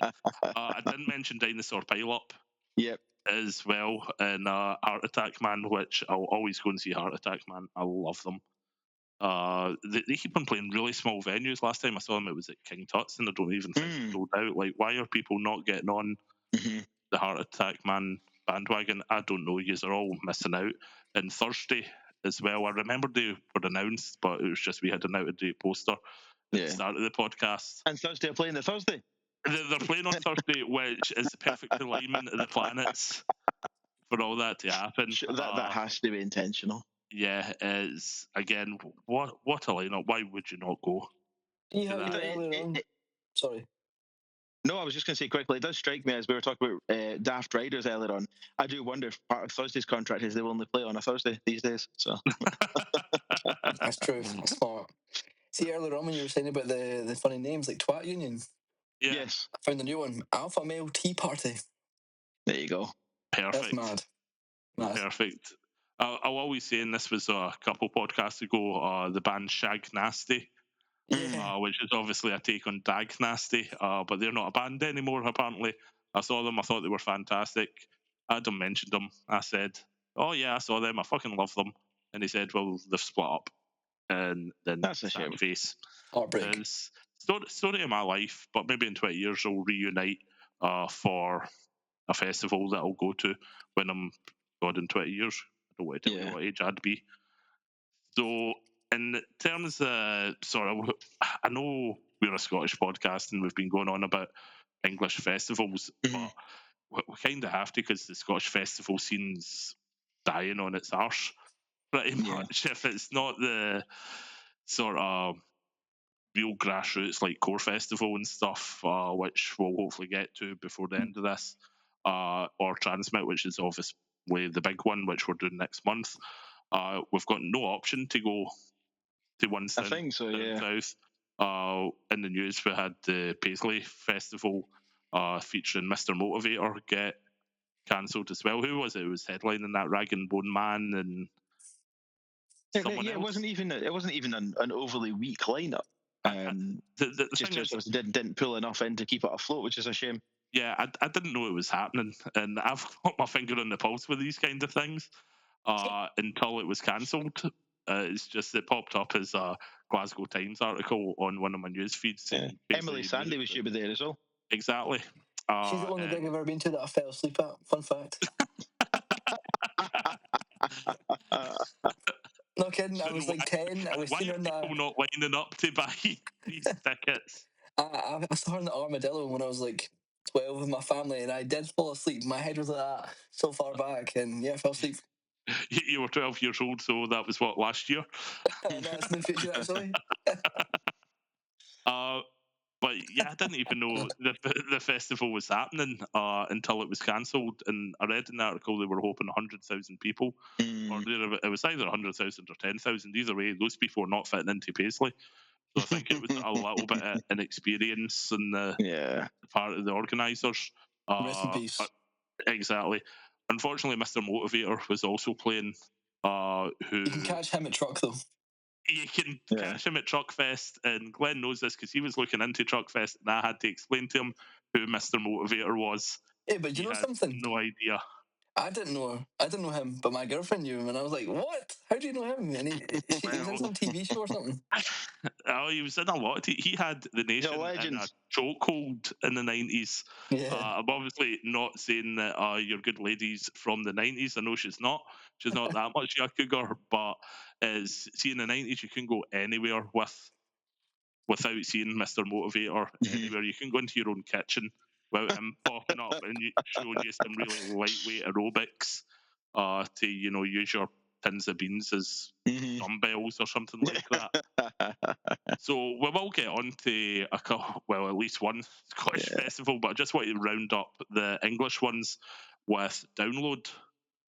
Before we move on, could I pinch your spotlight for 1 second? Oh, God, it's our spotlight. It's not my spotlight. Sorry, our spotlight. Sorry. But before we move on, I was going to make the point I have never actually attended Cheese, although I've always loved to. But now this year I've noticed it's almost caused a bit of a slight, not uproar, but kickback in some of the circles. The same weekend as 2000Gs this year, you have now got Bring Me the Horizon on the Friday and the Saturday in Manchester, doing their outbreak shows where they are doing their album Count Your Blessings in Full, because they've announced the re-recording for the 20th anniversary of that album. It is sort of fairly stacked couple of days. I have got the Saturday in front of me because I've got tickets for the Saturday. As I mentioned at the sort of top of the podcast. So the Saturday you've got Bring Me the Horizon, Static Dress, Dying Wish, Harriet, Rollo Tomasi, Car Underwater, and Still in Love. And what of those kind of caused a bit of let's say a kickback, if you want to even call it that. It is the same weekend as 2000 Trees. It's also the same weekend as My Chemical Romance in London. So there's a lot of emo scene kids, me included, just sort of sitting here going, how could you clash all these things at the same time? It's a good point, though. Like, surely it's been a while since I've booked proper gigs, but you look into those things. Logistics are a thing sometimes it's unavoidable, but Trees and a massive My Chem gig as well, that's all your audience that you're kind of forcing to pick a side. Really, and you don't want to force people to pick sides. And it's the same kind of crowds, I would say, that were crowds, not crowds. It's the same kind of crowds that would frequent them. I would say, yeah, just like the date. So the 10th of July, you've got the 8th, 10th, and 11th of July is My Chem in London at Wembley. And see that the Trees runs all of those dates, and you've now got Bring Me on the 10th and 11th as well. In Manchester, as I say, I have made my pick. I'm heading down for the Bring Me date on the Saturday, which Bring Me's Count Your Blessings is one of those albums that sort of first got me into the side of, oh, look, people can scream at me and it's quite nice. And I really enjoyed it. It was quite funny. Yesterday, I got these tickets for the gig, and there's two people that I work with I was chatting to, and I sent them Pray for Plagues on Spotify. They both pressed play and lasted about 3 seconds and went, what the fuck is that? And I went, it's fucking good, isn't it? And they went, no. You've just described my musical taste and my absolute efforts to get people into the same music as me down to a T. I have dragged people to gigs and forced music into their ears, and they wonder what the fuck is wrong with me. Yeah, but I think just before we do circle into downloading, that is just, as you say, it's almost wild in one way that there's, I mean, I would say Manchester, London, Cheltenham, there's a distance between them, but it's not massive. No. And to then have the fans who would probably independently attend each of them having to now decide between which ones they want to go to. Yeah. I think it's quite a big one. I mean, it could be, as you say, that these dates just is what fitted all the bands. Hmm. But yeah, just Yeah. one that I thought I'd Logistics tag can on be. because it's a day festival. I'm classing the Bring Me One as because it is. It's doors at 12 and pretty a lot of bands on the go before Bring Me hit the stage later at night. Yeah, I'm not disputing it's not going to be a fantastic night, but it is choosing people to pick sides, and you don't really Mm-hmm. want to put people in that position. But again, logistics is a real thing, Yeah. and sometimes Yep. it's unavoidable. I would say trees were there first. I'm very much, you got my vote Yeah. first. I'll stick with you. And I've also got this thing where, and this is probably just a me thing, I can't do a festival for just 1 or 2 days. I've got to be full festival, The all or full thing. nothing. Yep.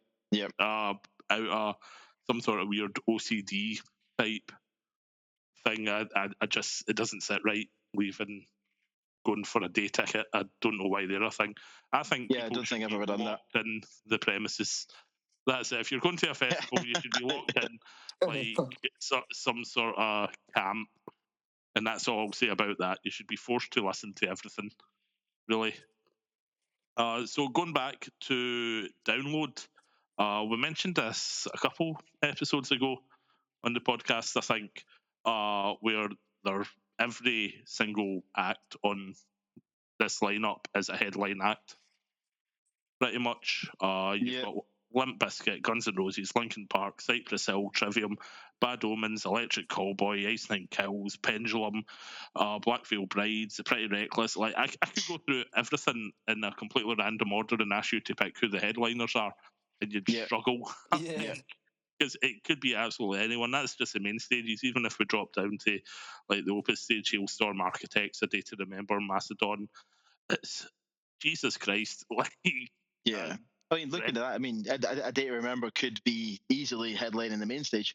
yeah, absolutely. And even if you go down to what would be the sort of stages where you don't care, like if you've got nothing else to do, you like, oh, I might as well go check them out. For some reason, Feeder are Yep. headlining one of the Yeah. stages, but that's still legit. That's pretty cool as well. All American Rejects. I know, Paul, on camera we can see you've just stood up, but you should be sitting down for this one. Scooter. Yeah, that's one of these ones that Scooter, I think, Download have had that thing in the past few years, haven't they? When they're just booking a random act for one of the sort of lower Yeah. down stages. But yeah, Scooter, they had, was it McFly last year? Oh, yeah, they've had McFly, they've had, Yeah.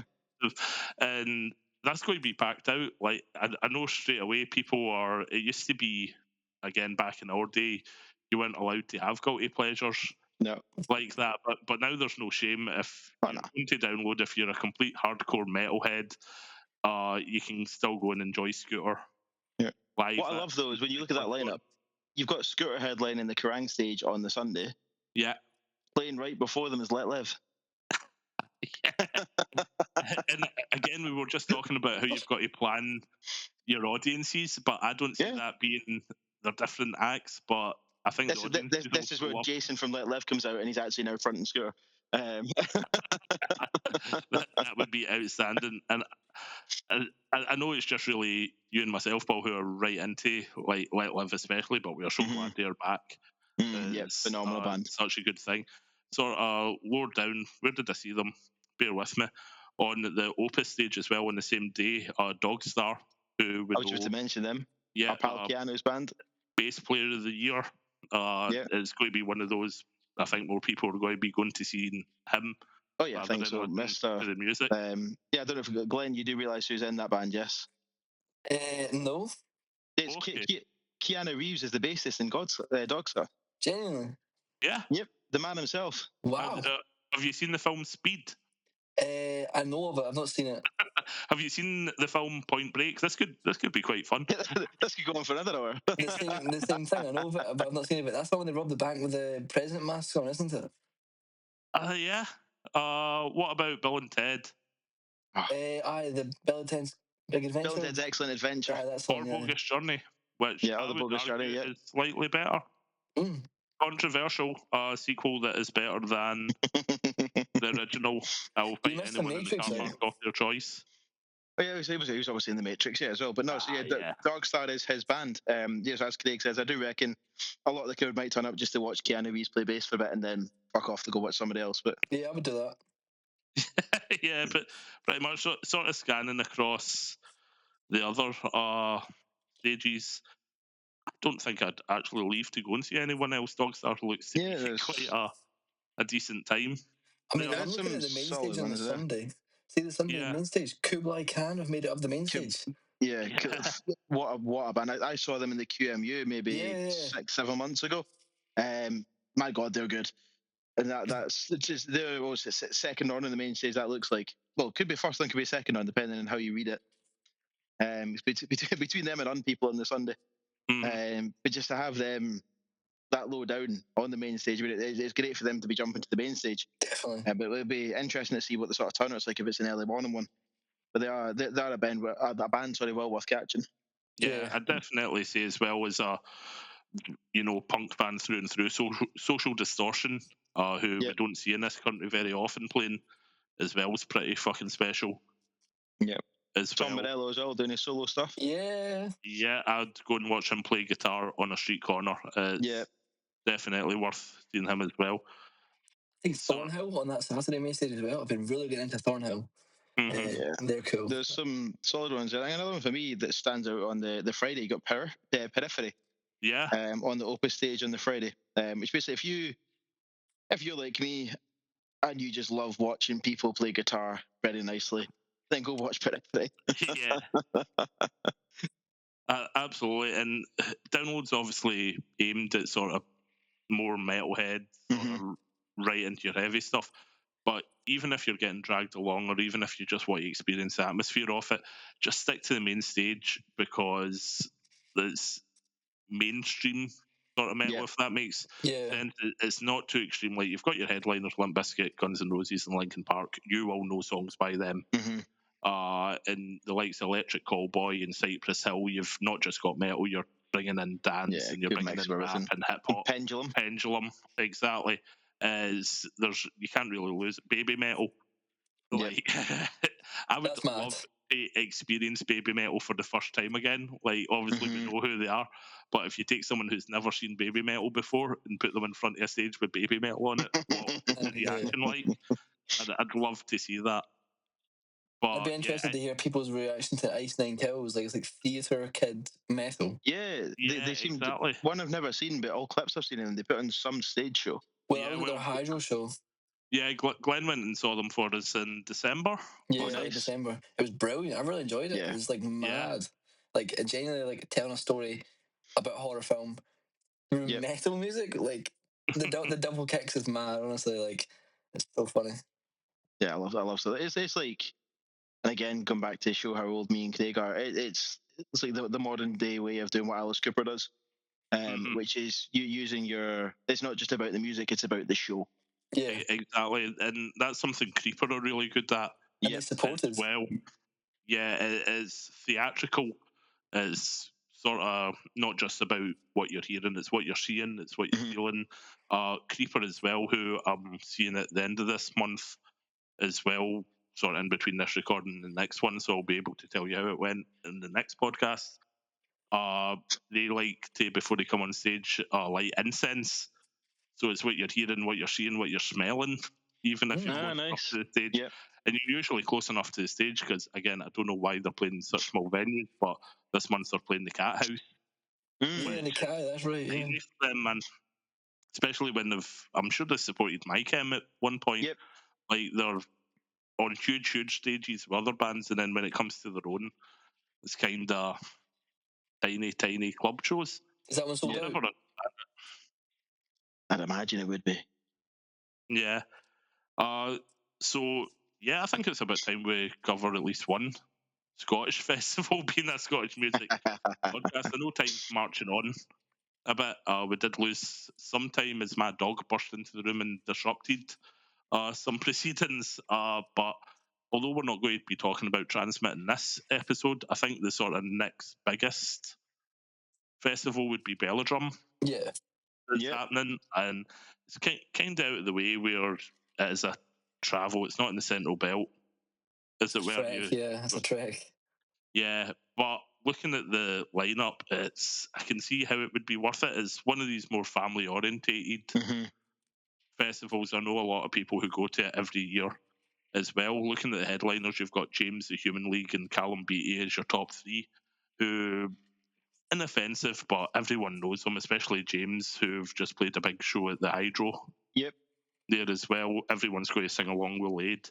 I heard, however, at their Hydro gig they didn't play Sit Down, Oh, which is that's that's controversial. not only is that one of the reasons why you go to James, but by the time they would play it, you kind of want a seat as well. So Yep. you'd be thankful in the suggestion to have a seat, and especially you or I would, Paul. Yep. Uh, it says plus very special guest Mika. It doesn't say when Mika's going to be playing. But again, it's one of those things. Everyone knows some songs by them. I think looking at the poster, I've actually just found one that breaks it down day by day, All right, which I've just sent across to you there. We are always very professional here. we are. It looks like Mika sort of, I'd maybe say co-headlining the way it's laid out on the Thursday with it's got Callum Beattie plus very special guest Mika. Yeah. And unless he's just coming out for Callum Beattie's encore and that's a special guest part. Um, but no, I'd imagine he is sort of a co-headline type one with Callum Beattie. But as you say, Mika's one again kind of disappeared for a long time and Hmm. is now coming back, but does have those tunes that you'll go, oh yeah, they do that song. Yeah, that one that was a TikTok thing, and I'm not going to sing. I'm going to spare you from that. Where you've got to harmonise with yourself about 10 times Mm, over. And I think that's kind of responsible for bringing them back. I will say, yeah. last year, another festival I'm going to quickly glaze over, back to the rabbit hole, is they had the Mark Almond from Soft Cell headlining, Mm-hmm. but he was not the last act on the main stage. Right. So he had headliner Mark Almond, and then after him, Scouting for Girls played. So they were But headliner. they were allowed to be called the headliner, Okay. and they said it was weird themselves. I think it might be some sort of contractual thing where Yeah, Mark couldn't possibly. play Yeah. unless he was the headliner, but he needed to be back in his bed by a particular time. It's a little bit of diva coming in, I can only assume. But that might be what it is as well. I'm not saying Mika's a diva, Yeah. but more well known, I'd say, than Callum Beattie, although Callum Yeah. Beattie's blowing up in Scotland Oh yeah, he's getting right big. Yeah. now. Christ, where's he come from? He's shooting up. Yeah. Along with Cammy Barnes as well, whose name's in quite big print on the same day Yeah. Yep. as well. I know it's a Scottish festival, so there's going to be a lot of Yeah. Scottish acts there. But Molotov's in there as well. Molotov's another good one to yeah, check out. absolutely. Just Uh, underneath the two of them, there's Brookie, who supported Keo in the art school. They've got nothing released yet, but they're from Ireland and they're really cool. yeah, and there you go. They've not even released anything, but they're shooting up Yeah. lineups already on festivals. The Human League, that's when you're like our mums and dads would be Mm-hmm. Yep. chatting about. God knows how I would explain them to you, Glenn. I'm Uh, familiar. I'm familiar. I'm uh, friendly with someone who supported them in Brighton, so oh, nice. Oh, nice. See, here we are just dismissing you. I know. Uh, Rizzle Kicks, you remember them? Down Oh with the yeah. Yep. trumpets. Yep. Scouting for Girls, who I was just talking about. They are fourth down on the lineup there. Yep. So they'll probably be headliners or something going by the Yeah. Back Down the Rabbit Hole If anyone experience. is going as well, Get Down Services. Mhm. Now, going back Yeah. to our earlier chat, Get Down Services supported Goldie Looking Chain in St. Luke's. Oh, nice. And they are the same kind of vibe as Goldie Looking Chain, as in just comedic rap, but these guys were phenomenal. Yeah. Just two boys that do it from down south, and they were just a great laugh and just good fun. Aye, So and well worth checking out as well. that's definitely like the vibe of this festival at Yeah, Belladrum. I think it's about family, fun, enjoying yourself. There's nothing offensive. There's nothing too heavy. Cooler shaker. Like it's all this. Mum and dad can enjoy it. The kids can be there as well, yeah, doing whatever the kids do. And you've got these new acts coming up as well. Brooke Combe, who's fantastic, Scottish artist as well. Mm. Colonel Mustard and the Dijon Five, who are yeah, Festival legendary. staple. Yeah, exactly. Every festival going, they're there, and it's a real sort of legend, treasure, national treasure, Yep. shall we say, for Colonel Mustard in the Dijon 5. I saw someone else that I thought, I'm going to mention them. I'm going to mention Shea O'Dowd on that Saturday, or the Friday rather, Yes. Friday. Mm. The new Lewis Capaldi. Yes. Yeah. I'm trying to remember where I saw Shea O'Dowd. It will never come to me now. It might have been the BBC, or it might have been Gigs with Glenn. Probably your own podcast, to be fair. Totally hidden in the small print, The Crazy World of Arthur Brown. That if you don't know their music, you'll know it from the Brass Eye sketch where his name was used as euphemism for drugs. I'm pretty sure, and that's pretty much a good way to describe The Crazy World of Arthur Brown as well.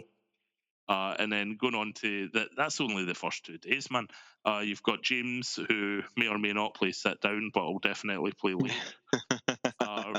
Razor Light, who have come back recently. I kind of like Razor Light more now than I did before.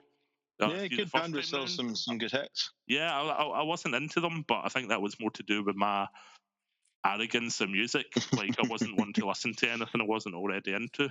But now that they're back, I'm kind of giving them a shot, and I'm like, yeah, actually, I'm into them. Lottery winners, they supported Nickelback. That was the one. I was literally just googling who they supported because me and you were at that gig, and it was Nickelback at the Hydro. Well, careful what you say. I wasn't there watching Nickelback. I was there strictly for work, taking photos, and unfortunately, I missed lottery winners because there was an issue with my credentials. Taking photos, you could just say, "Look at this photograph." Yeah, I was purely there for work. However, I had nothing wrong about Nickelback about them. Yeah. Look, talking Nickelback, that new Don Broco, that would make me a Nickelback fan. Like the single Nickelback. The Nightmare Tripping. Yeah, they've roped him in, which weird, but it works. It's mad. Yeah, this is good. So going back to lottery winners, as I say, Craig and I were photographing that same gig. The Hydro decided they didn't like Craig's name and wouldn't let him in the door. But as I managed to get in straight away, so I did catch the lottery winners before Craig got all his stuff sorted out. They were actually good fun. First I kind of properly heard them. Again, just sort of good fun, very positive frontman. Yeah. Came across really, really well. One I'd actually probably go and see again if I had the chance. They were really enjoyable. That's absolutely the impression I get off them. See the front man, he seems like such a good laugh, like you want to hang about. He's happy. With him. Yeah, and he's just started a label. Is it? Yeah, his own label. Yeah. Another one I kind of want to shout out to, and I'm kind of drawn with this because I'll go back to our Undiscovered podcast we done a few episodes ago. So Scratch Card Wednesday are playing. Oh yeah. On the last day, and I'm into them. Like, I really enjoy their music. I like how they come across on social media and everything. But they have been doing a lot of collabs with my now arch nemesis Archie, who is the boy who keeps on saying he's going to be Scotland. This is your best pal. Yeah. Scotland's first ever pop star. Hang on, why is it your arch nemesis? You need to catch up on the previous podcast, Glenn. Yeah, I've been on this soapbox before, but I don't mind going on it again. All his social media, man, all he says is, "I'm going to be Scotland's first ever pop star." That's the one. Right? I'm in charge. I'm doing a podcast where we're going to go through every pop star from Scotland before him. Can we get him on? I know him. Can we get him on? Yes, let's do it. Do you actually know him? I know him. I was speaking to him today. We can have him versus Craig.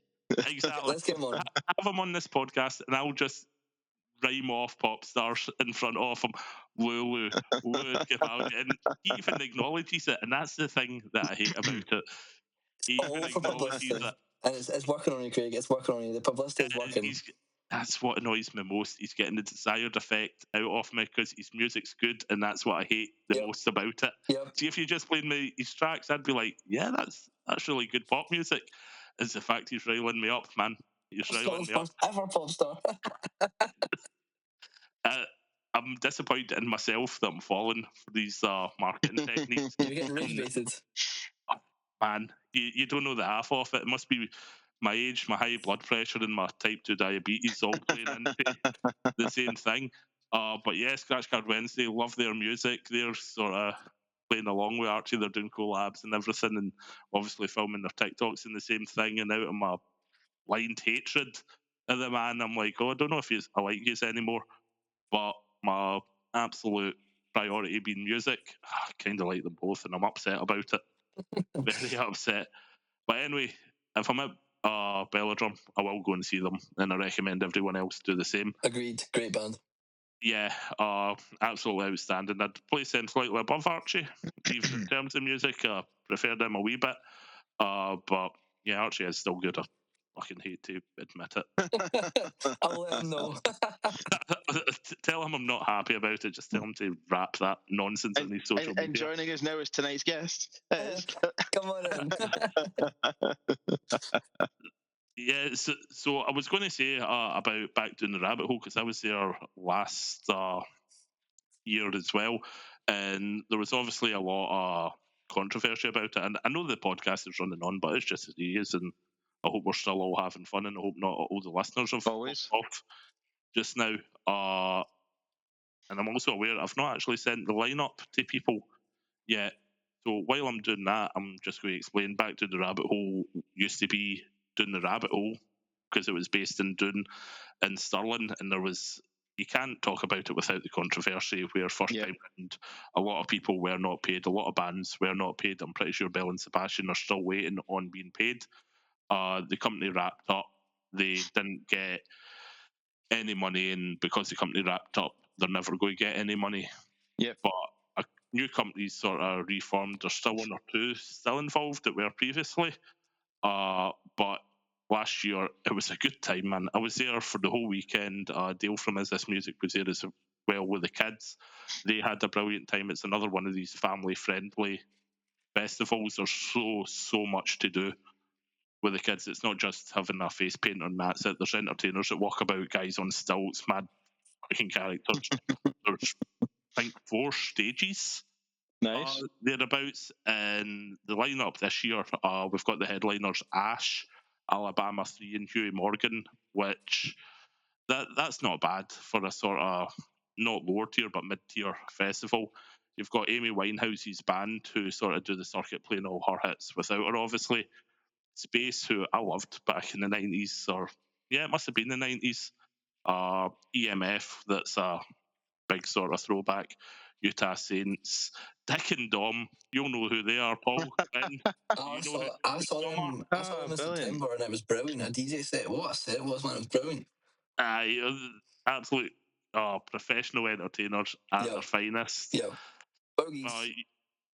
Absolutely. You also get the sort of favourite festival sort of ska bands, Pork Pies, down there as well. Goodbye, Mr. Mackenzie. They played last year and went down a storm as well. Bomb Scare. Again, Colonel Mustard and the Dijon 5. Festival favourites, as we've just said. Wouldn't be a Scottish festival if they weren't playing it. It wouldn't be. And quite a lot of tribute acts as well. Complete Stone Roses are there. I don't know if the Oasis one are playing again, but they played last year in one of the tents and got a bigger audience in the main stage at the same time. Some Oasis tribute band, and to be fair, they sounded exactly like Oasis. It's the top tier tributes they get. Tragedy, that are the metal tribute to the Bee Gees as well. They're playing this year. And you've got your more sort of, not that anyone's not legitimate, but on the Burrowlands stage, you've got the proper punk. So you've got Metal Streak and Scheme Hing as well, playing along with some proper punk and metal acts as well. You've got a favourite band, Twat Union, on there as well? Yeah, they are doing the bottom. That's right. Yeah, they're there. If you read the poster as well, Colonel Mustard and the Dijon 5 run Acoustic, twice. yeah. They're doing an acoustic set, yeah. Brilliant. As well. Christ, I just saw someone else that I wanted to mention, but I lost them as well. Huey Morgan's doing a DJ set as well. He's getting his money's worth. Yeah. You've got the Menstrual Cramps and Tina Sandwich as well. Yeah, Tina Sandwich. Man. Yeah. Bucky Rage. That was just love them for the name. Yeah, and they're a good band as well. So definitely, it's very it's about the experience. But back Yeah. in the rabbit hole as I mean, it's well. looking at that as well. Though, even on the Mad Hatter stage, you've got likes of Karen Dunbar. Yeah, Karen So does a there's lot of DJing yeah, now, and she's actually really good at it, which is you can go and see someone for still game and dance yeah, their bits off. We've got as well, sort of moving on as we're rounding up the podcast, the Big City Festival as well, which is organised by Mogwai along with regular music. They're featuring super furry animals, spiritualised. I cannot pronounce this, but I'm going to give it a shot. Ridge Chimbuel. Apologies to them. Curlew, oh, fuck's sake, man. Curlew, Moyne, Richard Dawson, and the Ran as well. See weird band names. We need to outlaw them. I am not well spoken enough. I'd say that's quite a specific audience they're mm, targeting as well. Especially you can tell Mogwai's behind it as well, or at least Stuart, being with super furries and spiritualized yeah, and whatnot. But like we were saying earlier, Scotland needs festivals because we've got a couple big ones and the smaller ones are dying, yeah. and we We need need to someone else support from the Mr. smaller Motivator to ones. keep playing. See if Mr. Motivator doesn't get gigs, then what's the point? Exactly. What That's is my the point question. in What is gigs? the point of going on? He's missing from back down the rabbit hole, honestly. He is. I'm surprised He's he's not actually here. he's actually playing Craig's front garden that night. So Oh, I'll be there. Well, the funny sort of connection that one of the guys that works at Backdown is one of the bookers is this music alumni. He's one of the ex-writers for Is This Music, so we could, give the little nod and say, Mr. Word in. Motivator, yeah, get him get there. him on, get him on. I think that'll be my next protocol after we're finished recording just now. Yeah. So I think we've been through most. We've definitely forgotten some festivals. There's one that I struggle to pronounce, and it's totally my fault.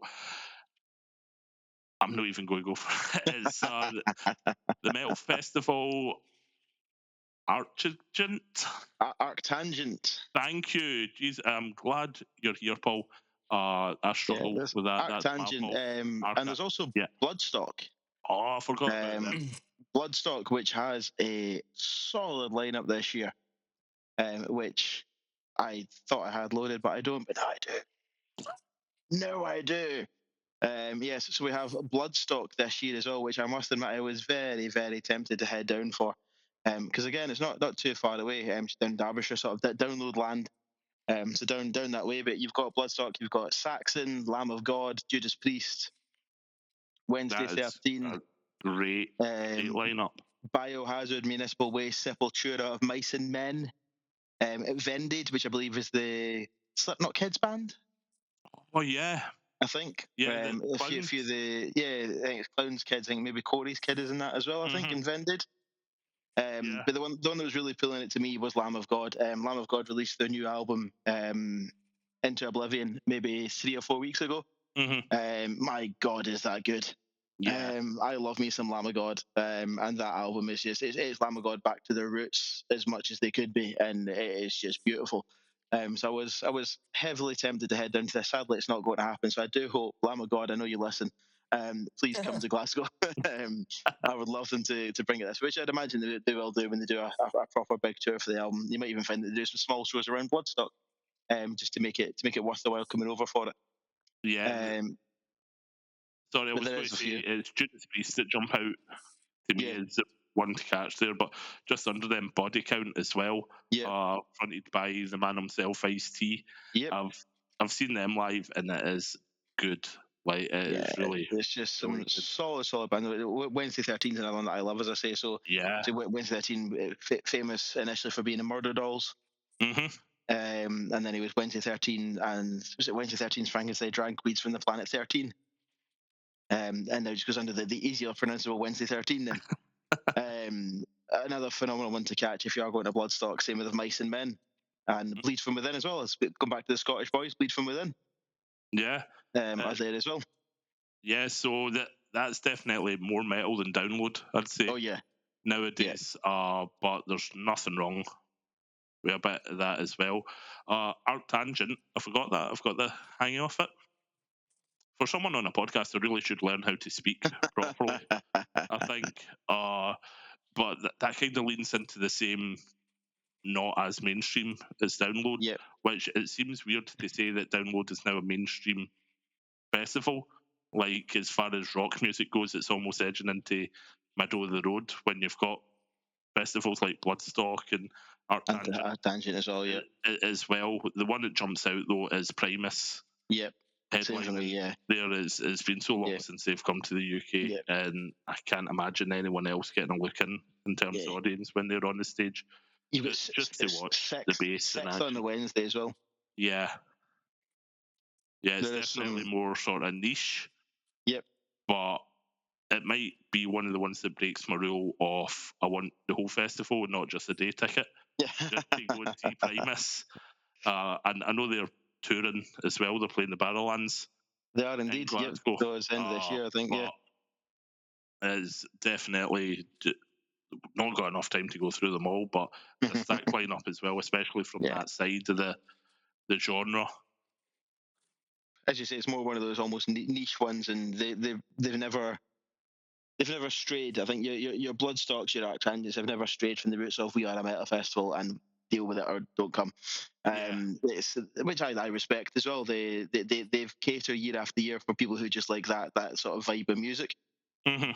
I mean, I say you've got Sixth, Primus, Napalm Death, Arcane Roots again, Cult of Luna, Yes. Jamie Lenman, Mm-hmm. who obviously is famous for being in Ruben, and obviously his own stuff as well. So good to see him still cutting about doing shows. But yeah, there's some brilliant names on there. Yeah, and like we said, it's kind of important that we still have those festivals that don't slide into the middle of the road or too much into pop or too much try to be everything to everyone or please everyone, because you get the hardcore fans, and I guess kind of Slam Dunk falls into that as well, where Yep. we're not metalheads, but we know what we like. We don't want to dilute it. We want to go and see people crying about their girlfriends from when they were teenagers. Now that we're all in our 40s, and we're going to unashamedly do that. And it's the same with the metal festivals. We want to go and listen to extreme death metal that no one can understand, and their logos look like cracked leather couches. Yeah. And again, that's a good thing because we need that in the music scene. Absolutely. Yeah, I do always find that a fun game of guess the band name when it is the ones that look like someone should like either squished a bug or sat on a leather couch, and you're trying to guess what the metal band name is. Aye. Just to sort of, and again, we're going to have to wind up because we're hitting the 2 hour mark now with the podcast, but it's definitely worth talking about because festivals are the highlight everyone's year.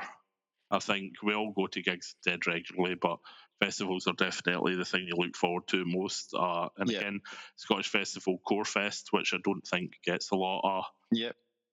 sort of recognition. Just go run through some of the things. Braticus again that have been bigging up all night are playing there. Incendiary, Petrol Girls, Pig Destroyer, I Hate God. Raging Speedhorn is on the poster. They've recently said they're not doing any gigs now. Oh, that's a shame. It's quite tragic. One of their members' daughter is not very well at all. So in solidarity, just while he's got to look after his daughter. That's completely fair reason then to drop off it. Exactly, and I take my hat off for them knowing their priorities to stand by their friend as well. But that's one of these festivals that's so local and grassroots. And again, it goes back to the video I showed Glenn of us years ago, where it's a town hall or a community hall type thing. Throw up a PA, just make music. It's not about the infrastructure around it. It's about just finding a space playing music. And Core Festival, I think, is one of the best festivals to encapsulate that DIY ethos. Now it's just DIY done very, very well, I'd say. So as we're coming to the end of the podcast, anyone got anything else? Have I missed anything? I know I can sort of run away. Well, there's so many podcasts in the UK. It's like it's so hard to like just pick a couple, but I feel like you got the big ones in England, like, and then also the the other Scottish ones aside from Transmit. But like festival season is just one of those times of the year. It's just so much fun to be involved with. Yep. So it's nice. Yeah, it's always been. I think festivals, and we need them. It's a shame they are kind of dying out in Scotland, but I'm looking forward to next month, where we will be going deep into Transmit as well.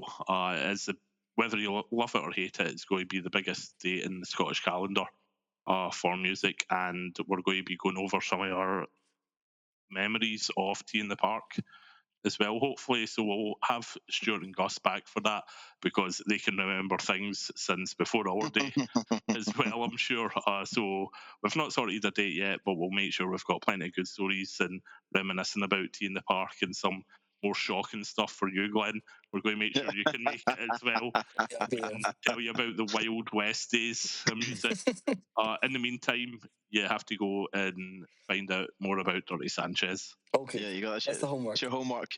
Definitely. I'll do it right after this. Outstanding. So, in the meantime, thanks to everyone for listening to the podcast. We'll see you next month. As always, if you've got any suggestions or any hate mail you want to send us, send it to podcast at isthismusic.com, and we'll see you next month. Thanks very much. Thank you. Thank you.